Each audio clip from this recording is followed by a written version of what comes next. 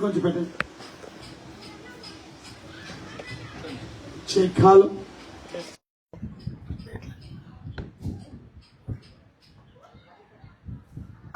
చాలా సంతోషం. అందరు బాగున్నారా? పక్కవారిని అడగని బాగున్నారా అని. Very good, very good.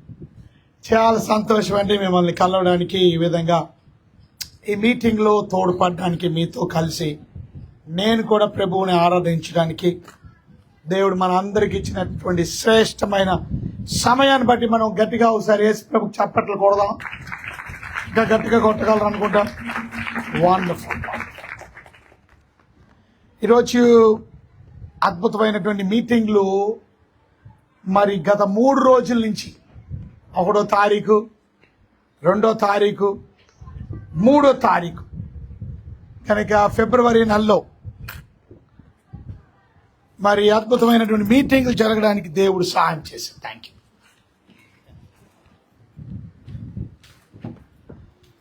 So ఆ మీటింగ్లు పూర్తి చేసుకొని నిన్న రాత్రి దగ్గర 2 అయిపోయింది. పడుకునే లోపలికల్లా 4 అయింది. ఏదేమైనప్పటికీ అద్భుతంగా 3 రాత్రులు కూడా చాలా శ్రేష్టమైనటువంటి వాక్యాలు వినడానికి దేవుడు సహాయం చేశారు. దేవుని వాక్యం మనకెంతో ఆదరణ ఇస్తుంది, నెమ్మది ఇస్తుంది, ధైర్యాన్ని ఇస్తుంది. అందుకని దేవుని వాక్యాన్ని ఎప్పుడు మిస్ అవ్వకూడదు. దేవుని వాక్యాన్ని ప్రేమించడం అంటే దేవుణ్ణి ప్రేమించడం. ఇవాళ మీరు ఏ అవసరతలు ఉన్నాయి, అక్కర్లు ఉన్నాయి. నాకు అవసరతలు ఉన్నాయి, అక్కర్లు ఉన్నాయి, వాళ్ళు చెవి చూపించండి. నాకేమైనా అవసరతలు ఉన్నాయి, వెరీ గుడ్, అందరికీ ఉన్నాయి, రైట్. కానీ మన అవసరతలు, మన అక్కర్లు తీర్చగలిగే దేవుడు ఉన్నాడు అనే విషయాన్ని మనం మర్చిపోతూ ఉన్నాం. చాలాసార్లు ప్రార్థన చేస్తాం, కానీ దేవుడు ఇస్తాడా అనే అనుమానం.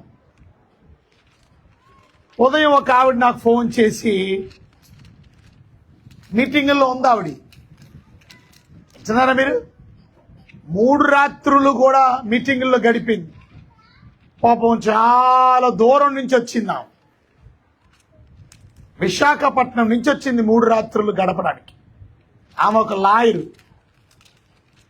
అమ్మగారి స్నేహితురాలు ఆమె. కనుక చాలా రోజుల తర్వాత ఆమె మరలా వచ్చి, నేను భక్తిని నిర్లక్ష్యం చేశాను, దేవుణ్ణి నిర్లక్ష్యం చేశాను, అందుకే ఇవాళ నాకు శ్రమలు, ఇబ్బందులు, చాలా ఆర్థికమైనటువంటి పరిస్థితులు.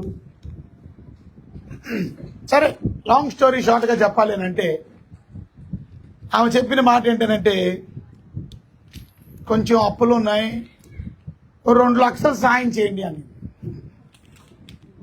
నేను అన్నాను, దేవుడు తప్పక సాయం చేస్తాడు. అప్పుడు అంటున్నావా, దేవుడు సాయం చేస్తాడులేండి, కానీ మీరు సాయం చేయండి అంట. అప్పుడు నేను అన్నాను, మీరు వాక్యం విన్నారా అన్నా. విన్నానండి. 3 రాత్రులు ఏం నేర్చుకున్నారు మరి? దేవుని మీద ఆధారపడుతున్నారా మీరు? దేవుడు సాయం చేయగలరని నమ్ముతున్నారా మీరు? ఇవాళ మనందరికీ రకరకాల సమస్యలు ఉన్నాయి. కొంతమందికి డబ్బుల సమస్య, కొంతమందికి అనారోగ్య సమస్య, కొంతమందికి కుటుంబ సమస్య.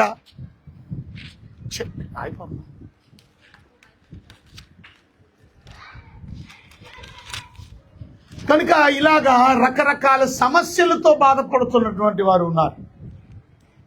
ఈరోజు మీకు ఒక వాక్యాన్ని నేను చూపించాలనుకుంటున్నాను. బైబిల్ ఉండే మీ గ్రంథాన్ని దయచేసి తెరిచి, పరిశుద్ధమైన బైబిల్ గ్రంథంలో నుంచి కొలస్సీలకు రాసినటువంటి పత్రిక చూడండి ఒకసారి. కొలస్సీలకు రాసినటువంటి పత్రిక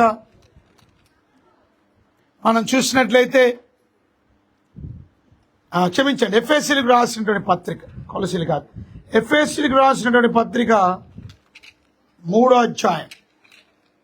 దగ్గర బైబిల్స్ ఉంటే దయచేసి తెరవండి. ఎఫెసీలకు రాసినటువంటి పత్రిక 3వ అధ్యాయము ఒకసారి 20వ వచనం, 19, 20 వచనం మనం చూసినట్లయితే 20వ వచనం చదవండి చాలు. 20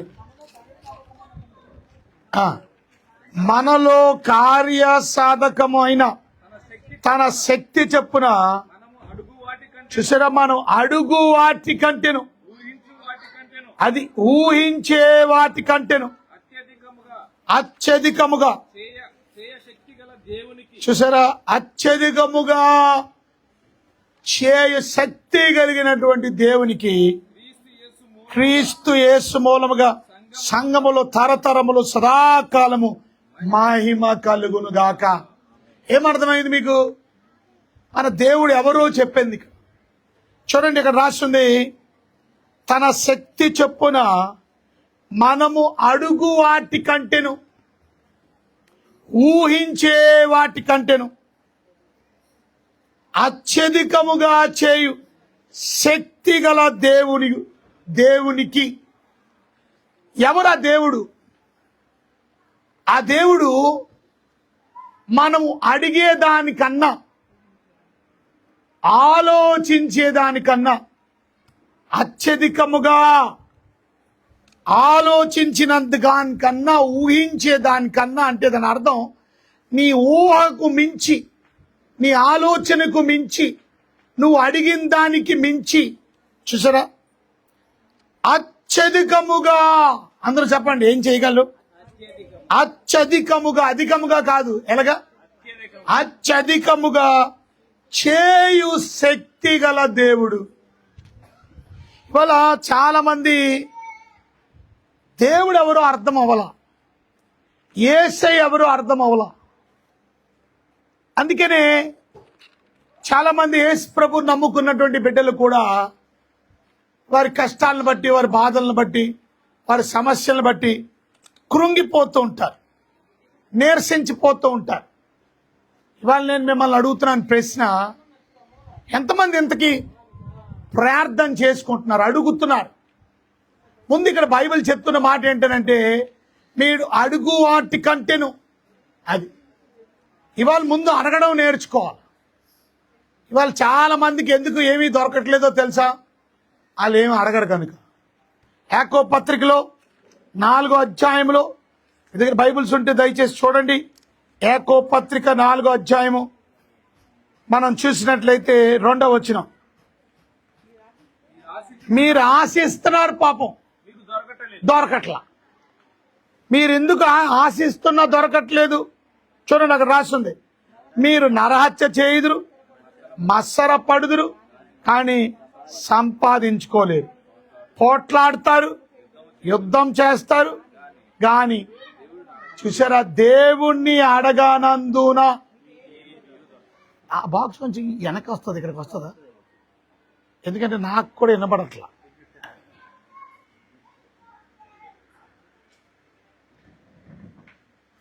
థ్యాంక్ యూ. కనుక అది థ్యాంక్ యూ. ఈరోజు మనం నేర్చుకోవాల్సిన ప్రాముఖ్యమైన విషయం, ఆశ ఉంది కానీ దొరకట్లేదు. పాపం ఇబ్బందులు ఉన్నాయి కానీ సమస్య పోవడంలా.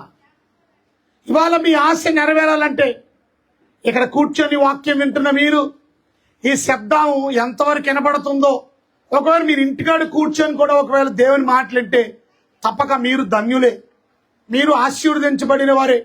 ఎందుకంటే దేవుని మాటలు మన వినికిడిలో వినబడినప్పుడు, అది వినే ప్రయత్నం చేసినప్పుడు తప్పక మీరు దీవించబడతారు. బైబిల్ చెప్తుంది, చెవి గలవాడు వినుగాక.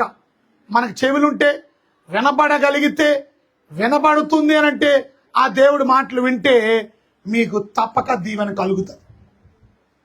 కనుక తప్పక మీకు దీవెన కలుగుతుంది, నిజం చెప్తున్నాను.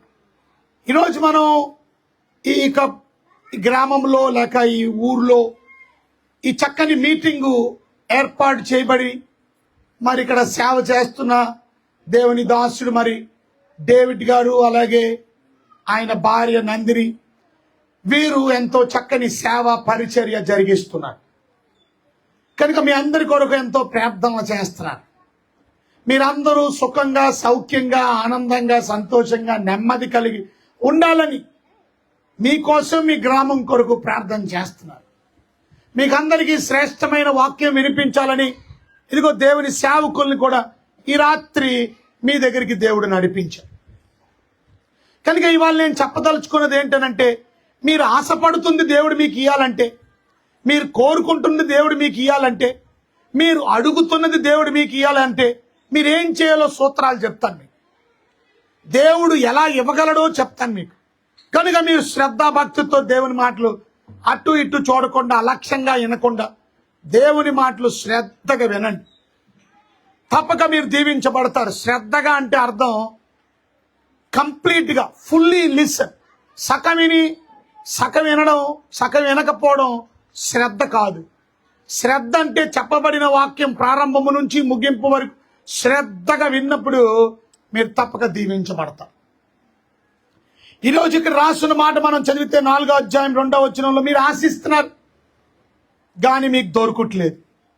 నరహత్య చేస్తారు, మత్సర పడతారు, సంపాదించుకోలేరు, పోట్లాడుదురు, యుద్ధం చేయుదురు, కానీ దేవుణ్ణి అడగనందున మీకు ఏమీ దొరుకుటలేదు. దేవుణ్ణి మీరు వచ్చింది దేవుణ్ణి అడగనందున. చూచారా, ఈరోజు ప్రార్థన చేయకపోవడం వల్ల మనకేమి దొరకట్లా. ఇందాక మనం చదివిన వాక్యాన్ని మనం చూసాం. మీరు కానీ అడిగితే, మీరు అడిగే దానికన్నా ఎక్కువ ఇవ్వగలను నేను, మీరు ఆలోచించే దానికన్నా ఎక్కువ ఇవ్వగలను నేను. That's the God I am. అటువంటి దేవుడిని నేను. మీరు అడుగు వాటికన్నా, ఊహించే వాటికన్నా అత్యధికంగా ఇవ్వగలిగే దేవుడిని మరి ఎందుకని అడగట్లేదు మీరు? ఎందుకని ప్రార్థన చేయట్లేదు మీరు? ఎందుకని దేవునితో మాట్లాడట్లేదు మీరు? మీరు ఆయనకేమి కానుక ఇవ్వక్కర్లా అడిగినందుకు, ఇచ్చినందుకు. మీరు ఆయనకేమి లంచం ఇవ్వక్కర్లా. ఆయన దేవుడు. ఆయన దగ్గర నువ్వు మొర పెడితే, ఇర్మియా గ్రంథం 33వ అధ్యాయం 3వ వచనంలో ఇలా రాయబడి ఉంది. ఇర్మియా గ్రంథం 33వ అధ్యాయం 3వ వచనంలో చూడండి, చూసారా, నాకు మొర పెట్టుము, అది నేను ఉత్తరం ఇస్తాను, నేను జవాబిస్తాను. అంటే నాకు మొర పెడితే అంటే అర్థం ఏంటో తెలుసా? నన్ను మీరు అడిగితే, if you gonna ask me, I'm gonna reply to you. ఇప్పుడు నేను ఫోన్ మాట్లాడుతున్నాను అనుకోండి, నేనే మాట్లాడుతుంటే నా అంత పిచ్చోడు ఎవడో ఉండడు. అవతలోడు ఎవరితో మాట్లాడుతున్నాను నేను, ఆ అవతల ఆయన కూడా నాతో మాట్లాడాలి. కనీసం ఊ అని ఆలకించాలి. బాబు వింటున్నారా? ఏనండి నా మాట్లాడుకోక, నేనండి. No talkings, just listening, so that you get something in your mind. మీ బుర్రలోకి దేవుని వాక్యం వెళ్తుంది, మీ హృదయంలోకి దేవుని వాక్యం వెళ్తుంది. తద్వారా మీరెంతో దీవించబడతారు. ఫోన్ నేను మాట్లాడుతున్నాను అనుకోండి, అవతలలో హలో హలో అని అంటున్నారు, నేను హలో హలో అంటున్నాం. మన ఇద్దరికీ సరిగా సంభాషణకి ఏమి జరగటం లేదనుకోండి, సంథింగ్ డిస్టర్బెన్స్ అవుతుంది. అడుగుతున్నప్పుడు, నేను మాట్లాడుతున్నప్పుడు అవతల ఆయన నాకు రెస్పాండ్ అవుతున్నాడు అనుకోండి, చూసారా, దాన్ని రెస్పాన్స్ అంటారు. ఇక్కడ అడుగుడి, చూసారా, మీరు అడగండి, నేను ఉత్తరం ఇస్తాను. మళ్ళా చెప్పండి, కాల్ అంటు మీ. చదవండి 33. నాకు మొరపెట్టు, నేను జవాబిస్తాను. కనుక ఇవాళ మన దేవుడు మనకి జవాబిచ్చే దేవుడు, మన ప్రార్థనలు ఆలకించే దేవుడు, మనకి సమాధానం అనుగ్రహించే దేవుడు. ఈరోజు దేవుని వాక్యాన్ని వింటున్నటువంటి మీరు మీరు అడుగుతున్నారా? ప్రార్థన చేస్తున్నారా? చేస్తేనంట ఎంత మంచి దేవుడు అంటే, మీరు అడిగే దానికన్నా, ఊహించే దానికన్నా అత్యధికంగా ఇస్తాడంట. ఉదాహరణ, మీరు ఏం అడుగుతున్నారు ఇవాళ? మీరు అడిగేది అదొక్కటే ఇవ్వడంట. చూడండి, బైబిల్ గ్రంథంలో దేవుణ్ణి అడిగిన దానికన్నా ఎక్కువ సంపాదించుకున్నటువంటి వారిని మనం చూద్దాం దేవుని వాక్య గ్రంథంలో నుంచి. మీ దగ్గర బైబిల్స్ ఉంటే త్వరగా తెరిచి చూడండి. 1 రాజుల గ్రంథం 3వ అధ్యాయం 9వ వచనం. మొదటి రాజుల గ్రంథం 3వ అధ్యాయం 9వ వచనం. ఇంత గొప్పదైన నీ జనమును చూసారా, ఇంత గొప్పదైన ఈ జనాన్ని న్యాయము తీర్చగలవాడు ఎవడు? న్యాయం తీర్చాలంటే ఏం చేయాలా? సొలొమోను అడుగుతున్నాడు, ప్రార్థన చేస్తున్నాడు.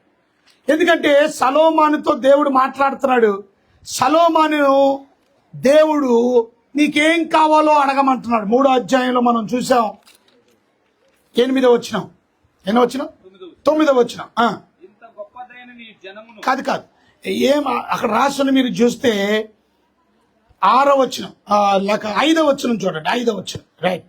గిబియోనులో యెహోవా రాత్రి వేళ స్వప్నమందు సొలొమోనుకు ప్రత్యక్షమై సొలొమోనుకు స్వప్నమందు దేవుడు ప్రత్యక్షమై నేను నీకు దేనినిచ్చుటకు నీకు ఇష్టమో అది ఏం కావాలి నీకు దానిని అడుగు.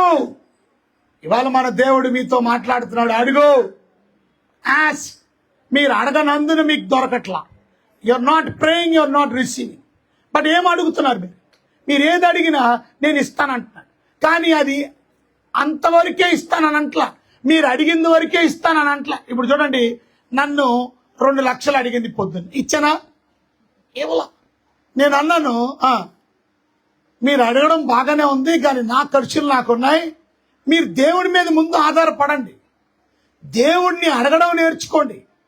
దేవుడికి ప్రార్థించండి. ఈ మీటింగుల్లో మీరు ఏం బలపడ్డారు? మరి మనుషుల మీద మీరు ఆధారపడుతున్నారు, దేవుని మీద? దేవుణ్ణి అడుగుతున్నారు మీరు మనుషుల్లా? మనుషులు అడిగితే కాదని అంటారు, మనుషులంటే లేదని అంటారు. ఒకవేళ మనుషులు అడిగితే రేపు నా మనసు మారి అడిగింది 2 లక్షలు ఇచ్చేయచ్చు. కానీ అదే దేవుడిని నువ్వు అడిగితే, మన దేవుడు ఎంత గొప్ప దేవుడు అంటే, నువ్వు అడిగిన దానికన్నా, అంటే నువ్వు 2 లక్షలు అడిగితే నీకు 10 లక్షలు ఇవ్వగలడు, నీకు 1 కోటి రూపాయలు ఇవ్వగలడు. నమ్మగలిగిన వాళ్ళు గట్టిగా చప్పట్లు కొట్టి దేవుడు. నమ్మిన వాళ్ళు మాత్రమే కొట్టను, అందరూ కొట్టలేరు. కొంతమంది కొట్టలేరు చప్పట్లు, ఎందుకని? వాళ్ళకి నమ్మకం లేదు. నీ దేవుడు ఎవరో నీకు అర్థం అవ్వాలి. ఇక్కడ అదే చెప్తున్నాడు. అడిగిన దానికన్నా, ఊహించిన దానికన్నా, అది ఇవాళ నువ్వు అడిగేదానికన్నా, నువ్వు ఆలోచించిన దానికన్నా ఎక్కువ దేవుడు ఇవ్వగలడు తప్పక. మీకు అందరికీ మందిరం కావాలి. దేవుడు మందిరం ఒకటే ఇవ్వడు, ఇంకా ఏమి ఇస్తాడో తెలియదు మనకి. ఇవాళ మనకి ఏం కావాలి? మీకు ఫైనాన్షియల్ అప్పులు తీరాలి, అప్పులు ఒకటే తీర్చడు, ఏం చేయగలడు మీకు? అది ఇవాళ చాలాసార్లు మనం అందరం కూడా అడిగింది మాత్రమే. మీకు ఒక కథ చెప్తాను, జాగ్రత్తగా వింటారు మీరు. నిజమైన కథ, మా ఇంటిలో జరిగిన కథ.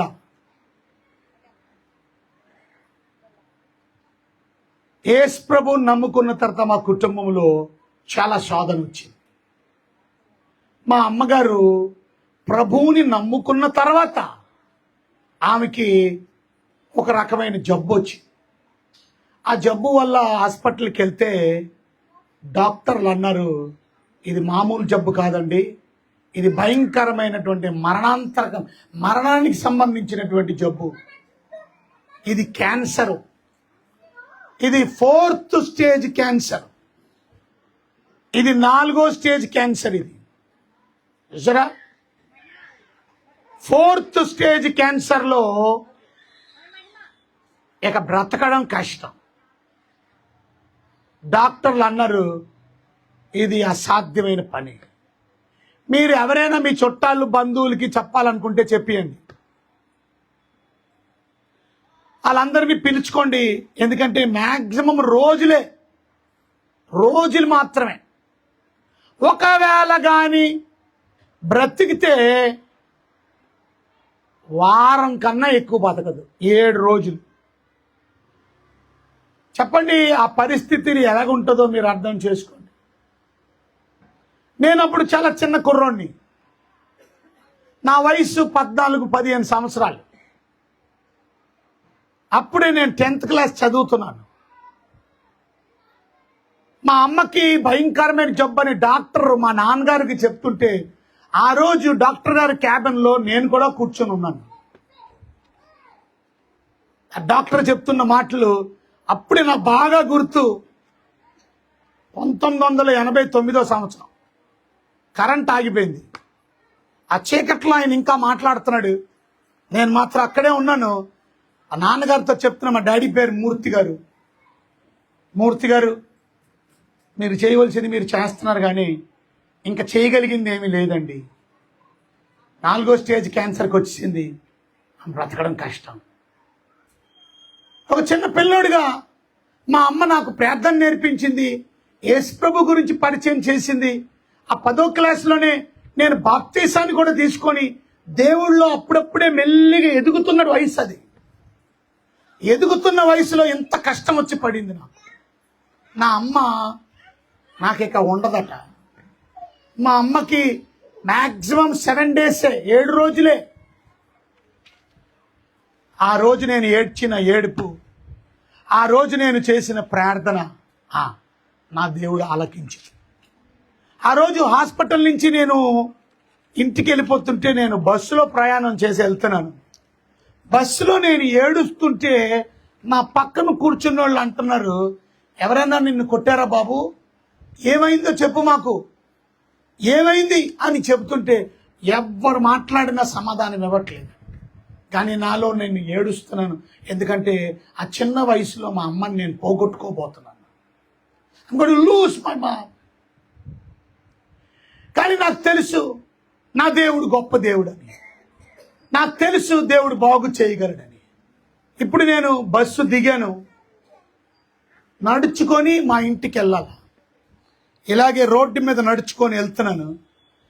రోడ్డు మీద నుంచి కళ్ళు పైకెత్తాను. ఆకాశం వైపు చూస్తూ నేను ఈ ప్రార్థన చేశాను. గొప్ప దేవుడయ్యా నువ్వు, సృష్టికర్త అయ్యా నువ్వు అడిగే వారికి ఇస్తాను అన్నారు.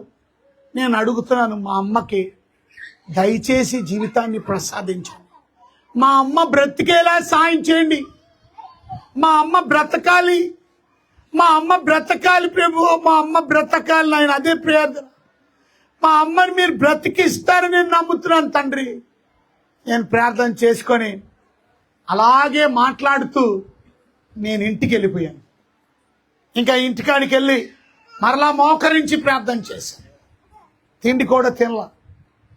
ఆ రోజు బైబిల్ నేను చదువుకుంటుంటే ఆ బైబిల్లో నుంచి దేవుడు నాతో మాట్లాడిన వాక్యం నాకు ఇప్పటికీ గుర్తుంది. ఏంటో తెలుసా? మీ అమ్మగారికి జీవజలం ఇస్తాను అని. ఇవాళ ప్రియమైన దేవుని బిడ్డలారా, మా అమ్మగారికి దేవుడు జీవజలం ఇస్తానంటే ఏంటో అర్థం అవ్వలేదు. కానీ మరలా ఇమ్మీడియట్గా నేను ఆ రాత్రి హాస్పిటల్కి పరిగెత్తాను. మరలా ఆటో కట్టించుకున్నాను, హాస్పిటల్కి వెళ్ళాను. మా నాన్నగారు ఇంకా హాస్పిటల్లో ఉన్నాను. నువ్వు ఇంటికి వెళ్ళాడు, మళ్ళీ ఎందుకు వచ్చేసావన్నాడు. నేను అమ్మతో మాట్లాడాలన్నాను. ఇప్పుడు ఏంటి, అమ్మ ఇంటెన్సివ్ కేర్లో ఉంది, ఐసీయూలో ఉంది. వెళ్ళి అమ్మతో మాట్లాడతాను డాడీ. లోపలికి వెళ్ళారు, పంపించారు నన్ను. లోపల అమ్మ దగ్గరికి వెళ్ళాను. అమ్మ నోట్లో నుంచి ట్యూబులు పంపించారు.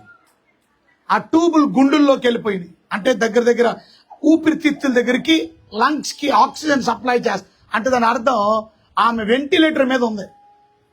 ఆమె నోటి దగ్గర ట్యూబులకి ప్లాస్టర్లు వేసారు కదలకుండా, కనుక ఆమె నిద్రపోతుంది. కానీ మా అమ్మ దగ్గరికి వెళ్ళి నేను మాట్లాడిన మాట ఏంటో తెలుసా? అమ్మ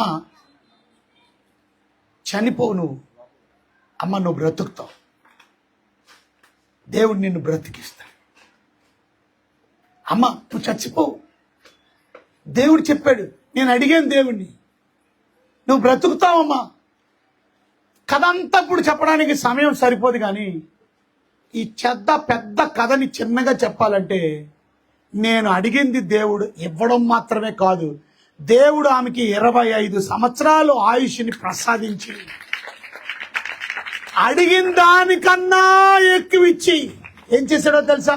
నేను అడగలేదు పాస్టర్ని అవ్వాలని, నేను అడగలేదు ప్రపంచ దేశాలు తిరగాలని, నేను అడగలేదు ఇంత పరిచర్య నేను జరిగించాలని. ఇప్పుడు ఇందాక వరకు చెబుతున్నటువంటి డేవిడ్ గారు భోజన నెలలకి భోజనాలు పంచడం, ఇవాళ అనేక మంది అనాథ వితంతువుల్ని, అనాథ పిల్లలను చేర్చుకోవడం, అనాథ పిల్లలకి భోజనం పెట్టే స్కూల్కి పంపించాలి, చక్కని సదుపాయాలు ఇవ్వడం, విధవరాళ్ళకి ఇవన్నీ నేను అడగలా.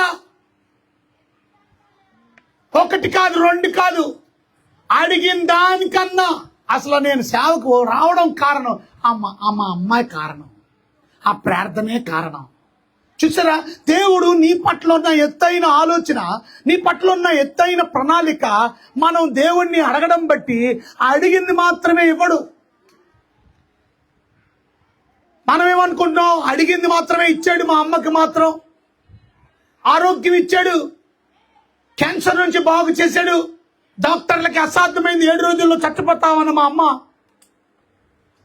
25 సంవత్సరాలు బ్రతికింది. నిన్నే మా అమ్మగారి యొక్క మరణదినాన్ని జ్ఞాపకం చేసుకున్నాం నిన్న మీటింగ్లో. ఎందుకంటే ఫిబ్రవరి 3వ తారీఖున ఆమె ప్రభు దగ్గరికి వెళ్ళారు. ఈ జబ్బు వచ్చి, ఈ మరణకరమైన వ్యాధి వచ్చి 25 సంవత్సరాలు బ్రతికి వాళ్ళ దేవుడు నేను అడిగింది మాత్రమే ఇవ్వాల, అడిగిన దానికన్నా అత్యధికంగా ఇవాళ నేను ప్రపంచంలో ఉన్న అనేక దేశాలు, అగ్ర దేశాలకి దేవుని వాక్యాన్ని పంచడానికి వెళ్తున్నానంటే నేను అడగలేదు. అది ఇంతమందికి సహాయకులుగా ఉండ నేను అడగలేదు. అది కానీ దేవుడు నన్ను తలగా ఉంచుతానని, తోకగా కాకుండా పైవాడుగా ఉంచుతానని నేను ఊహించలా. ఆ శోధన, ఆ కష్టం, ఆ బాధ తొలగిపోవడం మాత్రమే కాదు, అంతకన్నా గొప్ప కార్యం నా పట్ల దేవుడు చేశాడు. గట్టిగా చప్పట్లు కొడదాం. మీరు చప్పట్లు కూడా చాలా కొడుతున్నారు. చప్పట్లు కొట్టడం అంటే చేతులుగా బాగా, నిన్న మా ఆవిడ చూపించింది నా చేతులు ఎర్రగా అయిపోయినాయి, మా ఆవిడ చేతులు. అది అలా కొట్టాలి చప్పట్లు. నేను అదే చెప్తాను. కొడుతూ ఉంటే రక్త ప్రసరణ కూడా బాగా జరుగుతుంది మీ చేతులకి. కనుక చప్పట్లు కొట్టడం దేవుని మహిమ కొరకు. సొలొమోను అనే ఒక కుర్రోడు ఉన్నాడు. ఆ కుర్రోడితో దేవుడు అన్నాడు, నీకేం కావాలి అని అడిగాడు. సొలొమోను ఏం అడిగాడో తెలుసా? చూడండి ఏం అడిగాడో చూడండి. మొదటి రాజుల గ్రంథం 4వ అధ్యాయం 9వ వచనం. ఎందుకంటే దేవుడు 5వ వచనంలో అడిగాడు, స్వప్నమందు సొలొమోనుకు ప్రత్యక్షమై నేను నీకు దేన్ని చేయుట ఇష్టమో నువ్వు అడుగు అని దేవుడు అడగగానే అప్పుడు వెంటనే అడగడం ప్రారంభించాడు. 9వ వచనం చదవండి. ఇంత గొప్పదైన నీ జనమును న్యాయము తీర్చగలవాడు ఎవడు? కాబట్టి నేను మంచి చెడ్డలను వివేచించి, చూసారా, మంచి చెడ్డలను వివేచించి నీ జనులకు న్యాయము తీర్చినట్టు నీ జనులకి న్యాయం తీర్చడానికి నీ దాసుడనైన నాకు వివేకము గల హృదయమును దయచేయి. అది ఏం దయచేయి ప్రభువా? జ్ఞానం. అందరూ చెప్పండి, ఏం దయచేయమని. కొంచెం గట్టిగా చెప్పాలండి. మీరు ఎప్పుడైనా అడిగారా జ్ఞానం? అంత పెద్ద జ్ఞానవంతులేండి మీరందరూ. అడగలేదంటే కొంతమంది. అడగకపోతే ఏ బుర్ర రాదు మీకు. దేవుడు జ్ఞానం ఇవ్వకపోతే మన జ్ఞానం దేవుని దృష్టికి వెర్రితనంగా ఉంటుంది. అందుకనే బైబిల్ చెప్తుంది మీరు జ్ఞానం అడగాల. అందుకనే యాకోబు పత్రిక 1:5లో మనం చూస్తే ఎవరికైనా జ్ఞానం కొదువుగా ఉంటే ఏం చేయమన్నాడు? అడగాలి. అందరూ చెప్పండి, ఏం చేయాలా?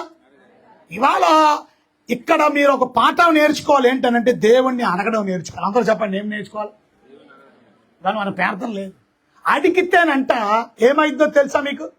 అడిగితే దేవుడు నువ్వు అడిగింది మాత్రమే ఇవ్వట్లా. మన గొప్ప దేవుడు అడిగిన దానికన్నా, ఊహించిన దానికన్నా. ఇక్కడ సొలొమోను ఏం అడిగాడో చెప్పండి. కొంచెం చెప్పండి అమ్మా, కొంచెం గట్టిగా చెప్పండి అమ్మా. ఏం అడిగాడు? దేవుడు నాకు జ్ఞానం కావాలి ప్రభువా అని అడిగాడు. ఎందుకు జ్ఞానం? మరి బుర్ర లేదనుకో, ఈ పరిపాలన ఎలా చేస్తాను నేను? ఇంత దేశాన్ని పరిపాలించాలంటే నాకు కావలసిన జ్ఞానం కావాలి. అందుకనే మీరు గమనించినట్లయితే చాలా విషయాలు చెప్పొచ్చు, కానీ మనకు సమయం లేదు. ఒక చిన్న ఇన్సిడెంట్ మనకు చెప్పాలంటే, ఇద్దరు వ్యభిచారులు, వాళ్ళు ఇద్దరు దెబ్బలాడుకొని రాజు దగ్గరికి వచ్చారు. రాజు ఎలా న్యాయం తీర్చాడో చెప్పడానికి, ఆయనకి దేవుడిచ్చిన జ్ఞానం ఎంత గొప్పదో మీకు చెప్పడానికి ఉదాహరణ చెబుతున్నా. ఇద్దరు స్త్రీలు వచ్చి వాళ్ళిద్దరు కూడా దెబ్బలాడుకుంటున్నారు. ఎందుకో తెలుసా? ఆ ఇద్దరు స్త్రీల దగ్గర ఒకడు కొడుకున్నాడు. ఇచ్చింది ఇక్కడ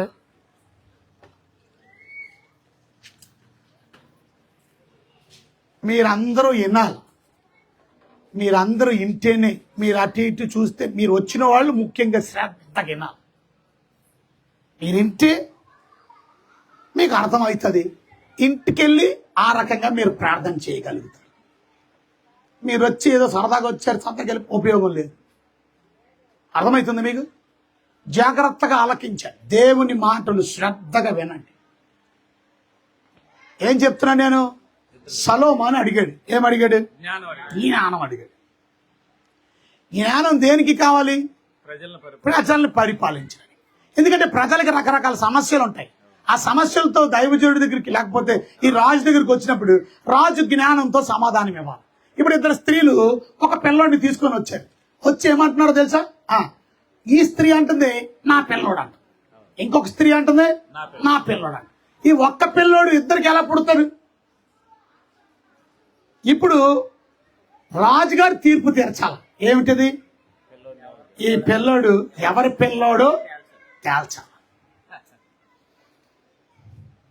మీరైతే ఏం తీరుస్తారు చెప్పండి? ఎవరి పిల్లోడు మీరు ఎలా చెప్తారు? మీ దగ్గరికి వచ్చింది అనుకో ఈ పరిస్థితి, ఏం చేస్తారు మరి?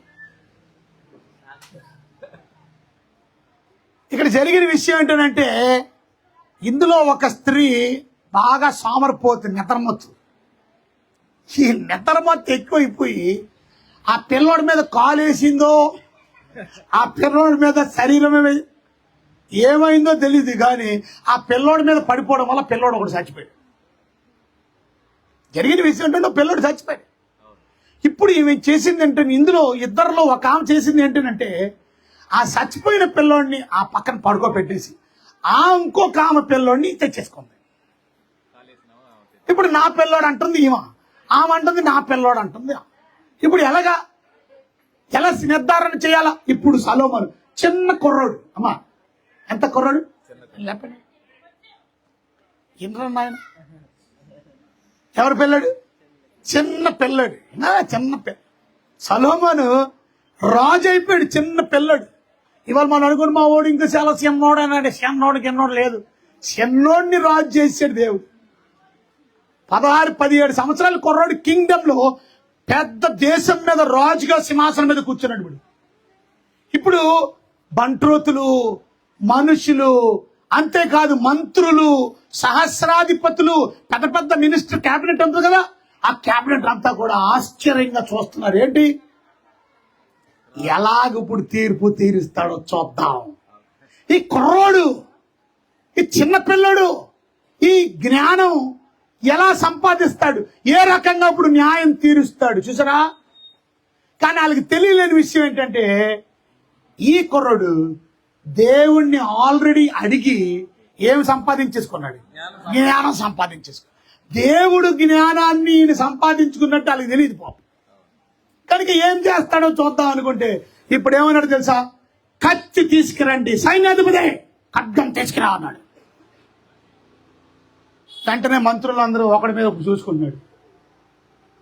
సెటిల్మెంట్ చేయమంటే మంత్రి కత్తి రమ్మంటాడేంటి? ఇదేంటి? అమ్మ ఎవరో చెప్పమంటే ఈ పిల్లడు కత్తి ఏంటి? అంతే. ఇలాంటి వయసు ఉన్న వాళ్ళని ఇలా రహస్యవాసన మీద కూర్చోబెడితే ఇలాగే నరికేస్తాడు కూడా. రకరకాల డిస్కషన్స్ జరుగుతున్నాయి. వాళ్ళు మాట్లాడుకుంటున్నారు, వాళ్ళు ఆలోచించుకుంటున్నారు. ఏం చేస్తాడు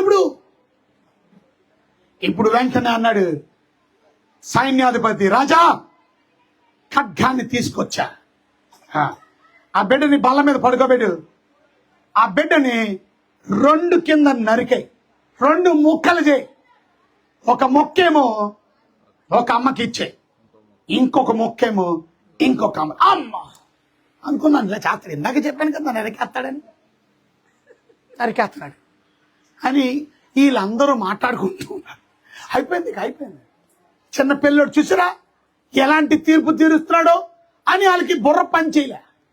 కానీ మీరు గమనించారో లేదో, ఎప్పుడైతే కత్తిని పైకి తీసాడో, నరికేయడానికి ప్రయత్నం చేస్తున్నాడో, ఎప్పుడైతే కత్తి దిగుతుంటే ఒక ఆమె మాత్రం అయ్యా అయ్యా అయ్యా అయ్యా అని ఆ బిడ్డ మీద పడుకుని పోయి ఇలాగా, ఆ బిడ్డని చంపకండి అయ్యా దయచేసి, అయ్యా నిజం చెబుతున్నాను, ఆ పిల్లోడు నా పిల్లోడు కాదయ్యా, ఆమె పిల్లోడన ఇచ్చింది, నా పిల్లోడని అబద్ధం ఆడి నన్ను క్షమించండి అయ్యా, ఆ పిల్లోడు నా పిల్లోడు ఇచ్చింది.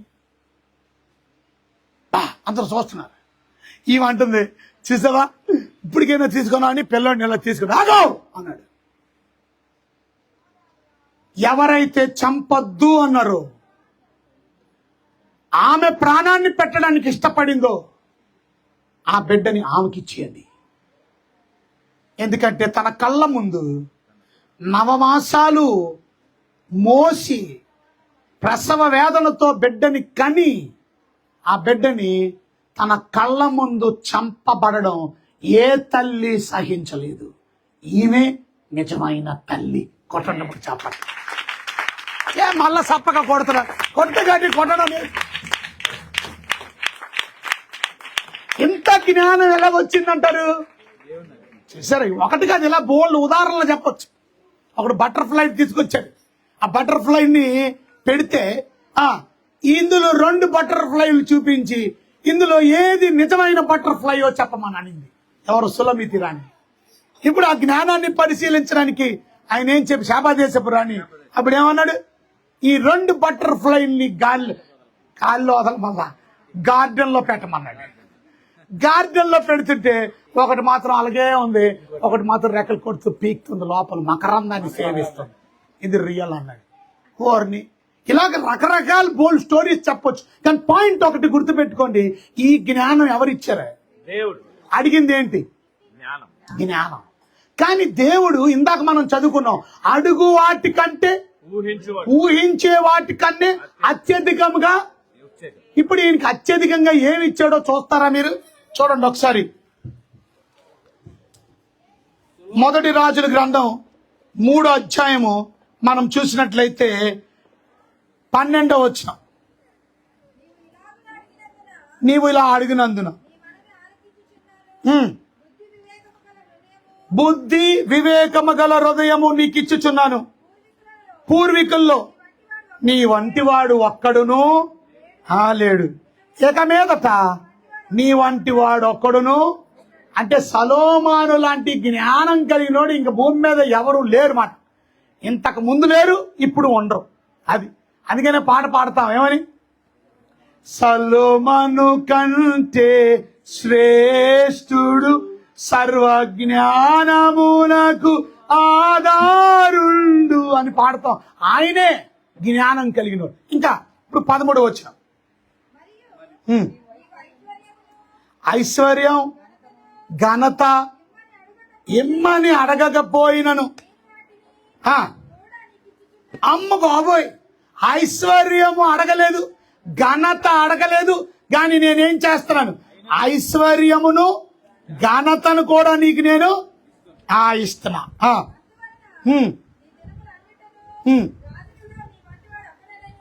రాజుల్లో నీ వంటి వాడు ఒక్కడైనా ఉండరు. గట్టిగా చప్పట్లు కొడదాం. మరలా గట్టిగా. ఏం అర్థమైంది చెప్పండి? ఎందుకు కొట్టారు చప్పట్లు? నేను కొట్టమరన్న కొట్టారా, లేకపోతే ఏమైనా బుర్రకేమైనా ఎక్కిందా? ఏమెక్కింది?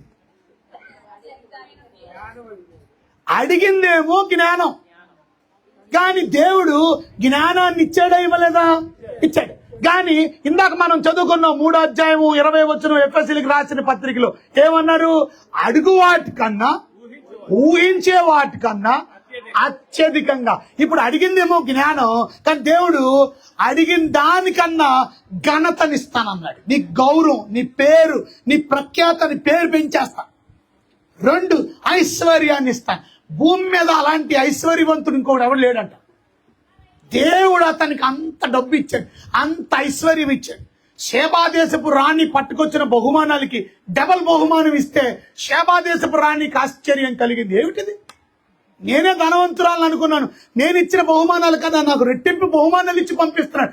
ఎవరైనా ఏమిటి ఇంత అధికమైనటువంటి ఐశ్వర్యం? అది సలోమానికి అంత అధికమైన ఐశ్వర్యం రావడం బట్టి అన్ని దేశాల్లో ఉన్నటువంటి వారు కూడా మా అమ్మాయినిచ్చి పెళ్లి చేస్తాం, మా అమ్మాయినిచ్చి పెళ్లి చేస్తామని ప్రతి దేశంలో ఉన్న వాళ్ళు కూడా రాజులు వాళ్ళ అమ్మాయినిచ్చి పెళ్లి చేశారు.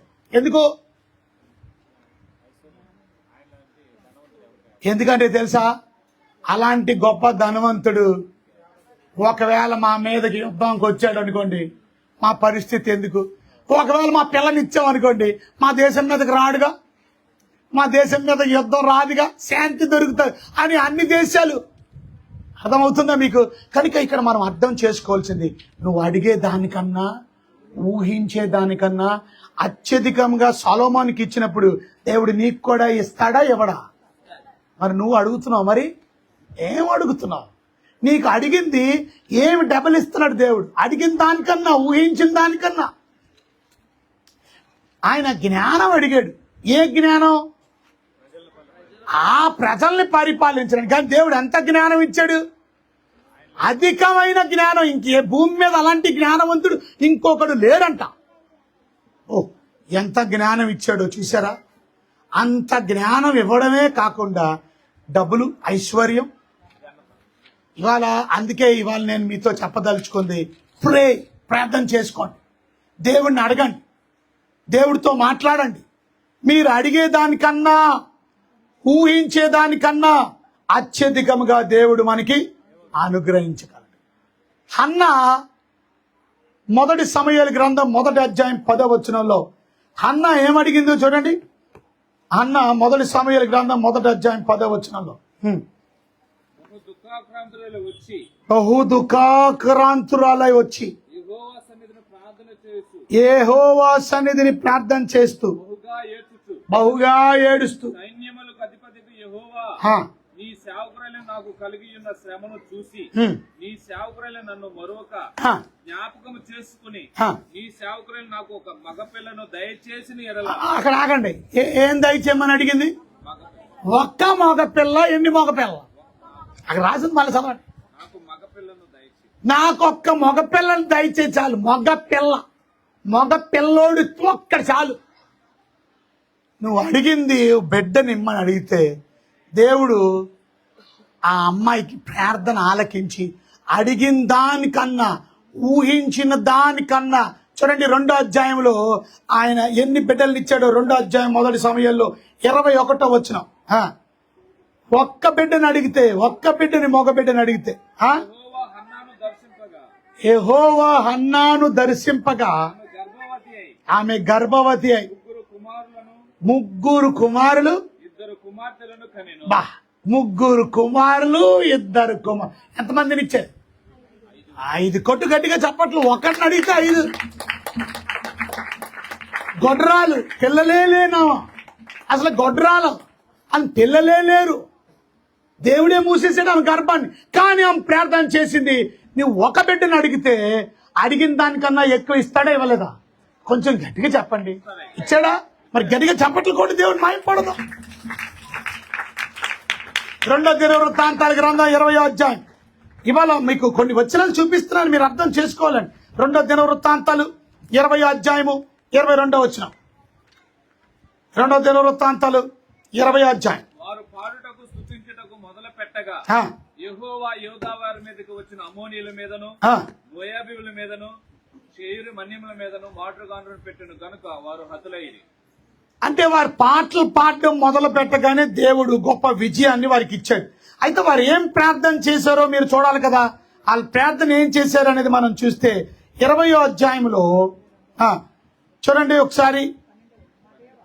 వాళ్ళు 5వ వచనంలో మనం చూస్తే యెహోషాపాతు యెహోవా మందిరములో క్రొత్త సాల ఎదుట సమాజంగా కూడిన యూదా యెరూషలేం జనుల మధ్య నిలవబడి, మా పితరుల దేవా యెహోవా, నీవు ఆకాశమందు దేవుడై ఉన్నావు, అన్య జనులు రాజ్యములు ఏలువాడు నీవే.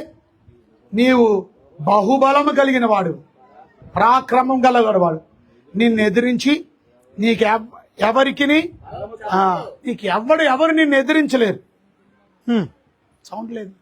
నీ జనులైన ఇశ్రాయేలు ఎదుట నుండి ఆ, ఈ దేశ కాపురస్తులను తోలివేసి ఉమ్, నీ స్నేహితుడైన అబ్రహాం యొక్క సంతతికి దీనిని శాశ్వతముగా నిచ్చిన ఆ, మా దేవుడవు నీవే.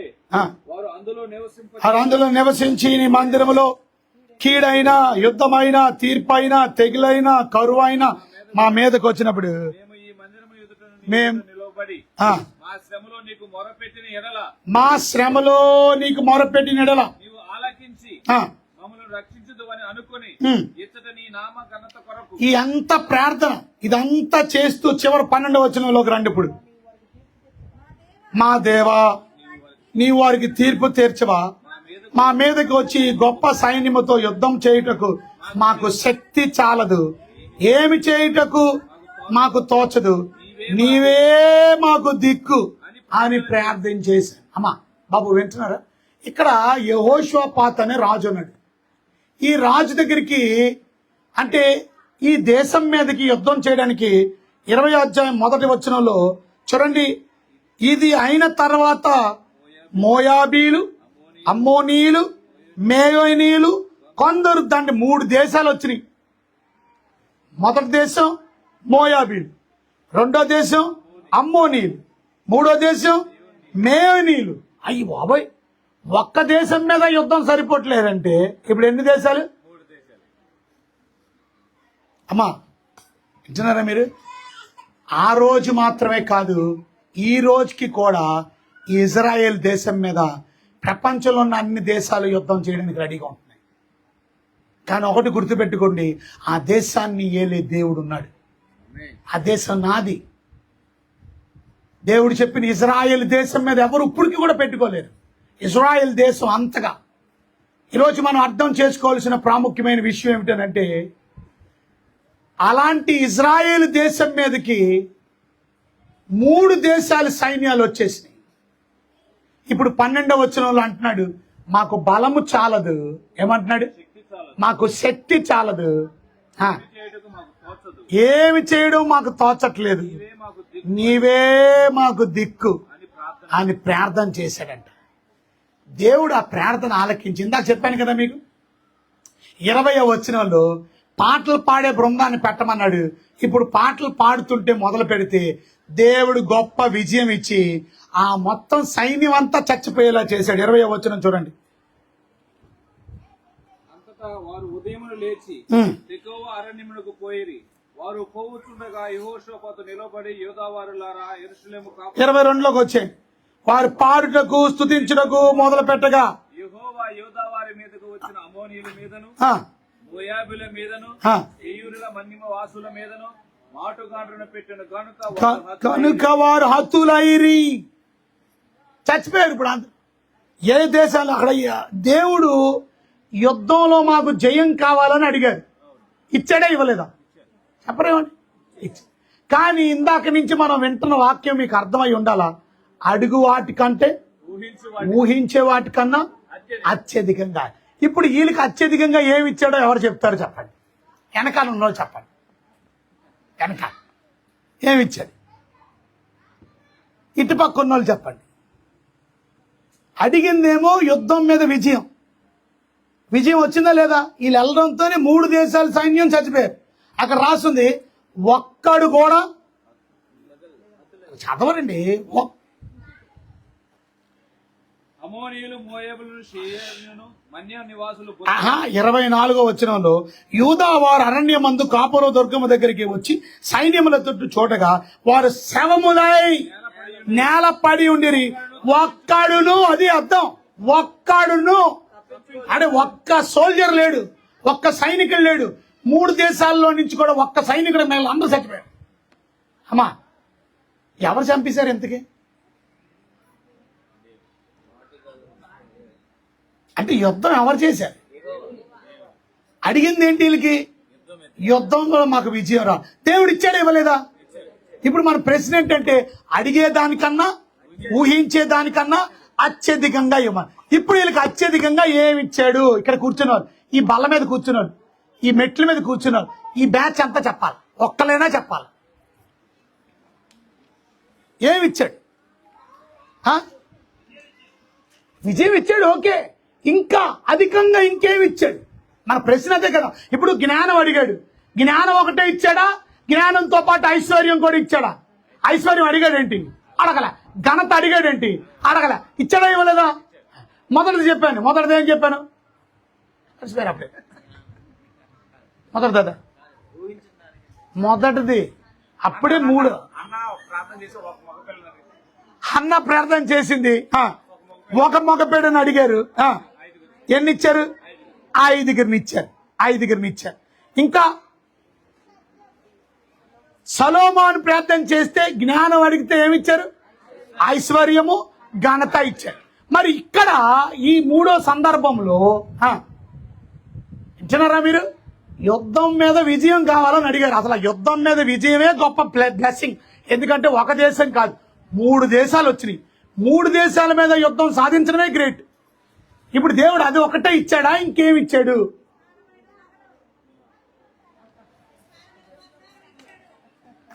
చూడండి ఏమి ఇచ్చాడో చూడండి. అక్కడ రాస్తుంది 25వ వచనం.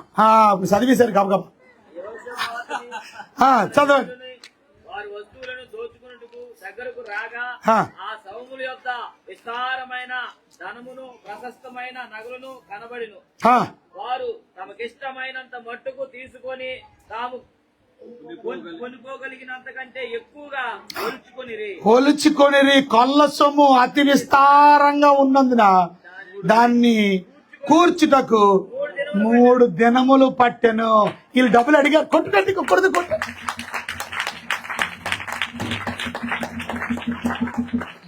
అమ్మండి, వీళ్ళు డబ్బులు అడిగారా? ఐశ్వర్యం అడిగారా? అది ఇవాళ మన దేవుడు ఎంత మంచి దేవుడు అంటే, మరేమో ప్రార్థన నడవట్లేదు మనకి. మనం ప్రార్థన చేయట్లా, దేవుడితో మాట్లాడట్లా, మనుషుల వైపు సహాయం కొరకు చూస్తున్నాం. వాళ్ళు సాయం చేస్తారు, వీళ్ళు సాయం చేస్తారు అనుకోండి, కానీ దేవుడి వైపు సహాయం కొరకు ఎతకడంలా. ఎందుకని? దేవుడు చేయగలడనే నమ్మకం లేక, దేవుడు చేయగలడనే విశ్వాసం లేక. ఎంత విచారకరమైన సంగతి. అక్కడ రాసింది, వారు ఎంత సంతోషంగా 29వ వచనంలో మనం చూస్తే, ఇశ్రాయేలీయుల శత్రువులతో యెహోవా యుద్ధం చేసినని దేశము రాజ్యము వారందరూ వినగా దేవుని భయం వారందరి మీదకి వచ్చెను. ఈ ప్రకారము అతని దేవుడు నెమ్మదిని అనుగ్రహింపగా యెహోషువపాతు రాజ్యము నిమ్మలముగా ఉండెను. దేవుడు నెమ్మది అడగకపోయినా నెమ్మదినిచ్చాడు, సంతోషం అడగకపోయినా సంతోషం. వాళ్ళు సంతోషంతో తిరిగి ఇంటికి వచ్చి వారు దేవుణ్ణి ఆరాధించారు. చూడండి, వాళ్ళు పరిగెత్తుకుంటూ వచ్చి వాళ్ళు సితారాతో వాయిస్తే 28వ వచనంలో,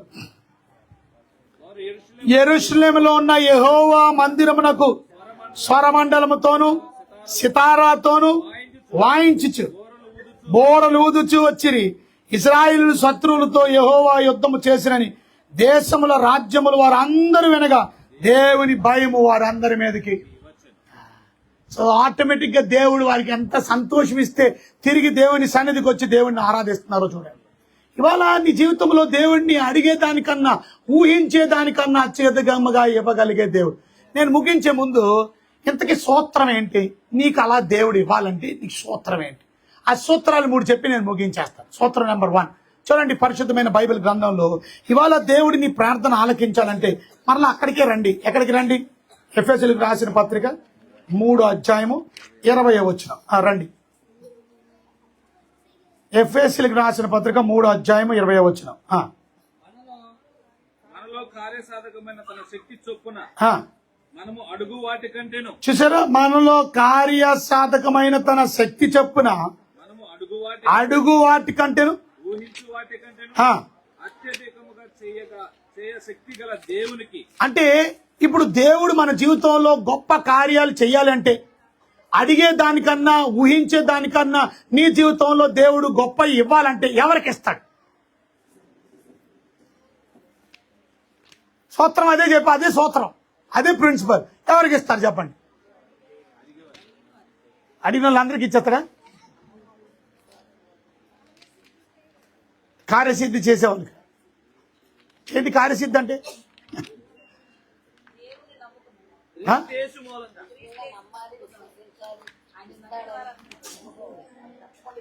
వెరీ గుడ్, మీరు అందరూ మంచి మంచి రెస్పాన్సెస్ ఇస్తున్నారు. కానీ ఆహా ఓకే, వెనకాల ఏం మాట్లాడట్లేదు అసలు. ఏమమ్మా ఇస్తాడు. ఎఫెసీయులకు రాసిన పత్రికలో చూడండి 3వ అధ్యాయంలో అక్కడ ప్రార్థన చేస్తున్నాడు పౌలు గారు. ఏమని ప్రార్థన చేస్తున్నాడు మనం చూస్తే చూడండి 3వ అధ్యాయంలో 15వ వచనం నుంచి ప్రార్థన. ఏంటా ప్రార్థన? మోకాళ్ళుండి 14వ వచనం నుంచి మనం చూస్తే, ఆ తండ్రి ఎదుట నేను మోకాళ్ళుండి మీరు అంతరంగ పురుషుని యందు శక్తి కలిగి ఆ ఆత్మ వలన బలపరచబడినట్లుగా క్రీస్తు మీ హృదయాల్లో విశ్వాసం ద్వారా నివసించినట్లుగాను తన మహిమైశ్వర్యం చొప్పున మీకు దయచేయవలనని మీరు దేవుణ్ణి సంపూర్ణత యందు పూర్ణులగునట్లుగా ప్రేమ యందు వేరుపారి స్థిరపడి సమస్త పరిశుద్ధులతో కూడా దాని వెడల్పు పొడుగు లోతు ఎత్తు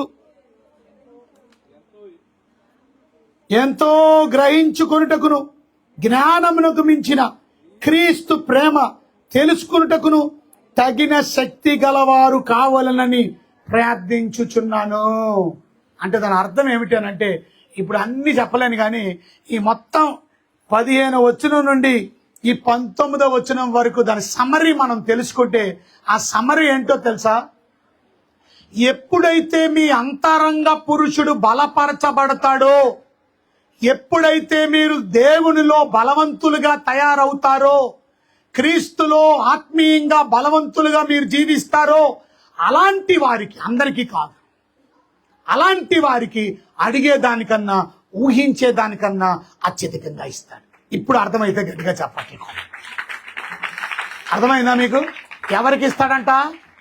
అంతరంగ పురుషుడు బలంగా ఉంటే, అంటే మీరు స్పిరిచువల్ గా స్ట్రాంగ్ కలిగిన వారు, ఒక మాటలో చెప్పాలంటే ఆత్మానుసారంగా నడిచేవాళ్ళు, దేవుని ఆత్మ చెప్పున నడిచేవారు, దేవుని ఆత్మ చెప్పున బలపరచబడేవారు. అందుకే అక్కడ రాసున్న మాట మనం చూస్తే, మీరు అంతరంగ పురుషుని యందు శక్తి కలిగిన వారుగా. మీరు అంతరంగ పురుషుని యందు శక్తి ఎలా ఉంటది? అక్కడ రాస్తుంది, ఆయన ఆత్మ వలన మీరు శక్తివంతులు అవుతారు, ఆయన ఆత్మ వలన మీరు బలపరచబడతారు. మీ అంతరంగ పురుషుడు ఏ రకంగా శక్తివంతుడిగా తయారవుతాడు? మీరు స్పిరిచువల్ గా స్ట్రాంగ్ గా ఉన్నారా? ఆత్మీయంగా బలంగా ఉన్నారా? ఎందుకని మీరు ఆత్మీయంగా బలహీనులుగా ఉన్నారు? వాక్యం చెప్తుంటే కొంతమంది నిద్రపోతూ ఉంటారు, వాక్యం చెప్తుంటే కొంతమందికి వాక్యం చదువుకోరు, ఇంటికాడ ప్రార్థన చేసుకోరు, దేవుని ఎందుకో తెలుసా? వారు అంతరంగ పురుషుడు బలహీనంగా ఉన్నాడు, వారు స్పిరిచువల్ స్ట్రాంగ్ కాదు, వారు ఆత్మీయంగా బలహీనులుగా ఉన్నారు. వారు ప్రార్థన చేస్తే నేను అడిగేదానికన్నా ఊహించేదానికన్నా అత్యధికంగా ఇస్తాను అని వాళ్ళ గురించి చెప్పడంలా. ఎఫెసీ సంఘానికి ఉత్తరం రాస్తూ పౌలు అంటున్నాడు, మీ అంతరంగ పురుషుడు బహుగా బలంగా అవ్వాలి. మీ అంతరంగ పురుషుడు అది రాస్తుంది శక్తి కలిగి ఉండాలి. ఆ శక్తి ఎలాగొస్తుందంటే ఆయన ఆత్మ వలన బలపరచబడినట్లుగాను. ఆయన ఆత్మ మీలో బలపరచబడాలి అని అంటే ఆయన ఆత్మ మీలో నివసించాలి. అందుకని క్రీస్తు మీ హృదయాల్లో విశ్వాసం ద్వారా నివసించినప్పుడు మీరు శక్తిమంతులుగా ఉంటారు. నాలో క్రీస్తు ఉన్నాడంటే బలవంతులు. మీరు దేనికి భయపడరుక, దేనికి వరి అవరు. నేను చాలాసార్లు ఉదాహరణ చెప్తాను.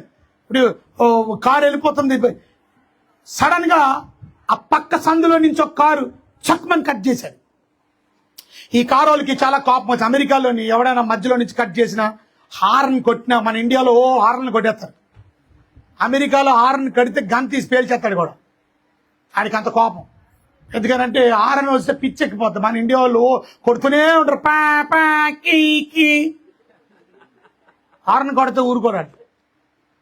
కనుక వెళ్తున్న బండిలో నుంచి మధ్యలో పక్కన వాళ్ళ ఇంటికా నుంచి సప్మని కట్ చేస్తే కోపంతో ఈ బండిలో ఉన్నటువంటి వారు ఆ బండిని క్రాస్ చేసి ఎదరాపి పెద్ద పెద్ద వాళ్ళు క్రికెట్ ఆడినట్టు, క్రికెట్ ఆడరు కానీ వాళ్ళు ఏమాడతారు, బేస్బాల్ అంటే రోకల్ బండ్లాగా ఉంటుంది, అలాంటి బ్యాట్లు తెచ్చుకోరు.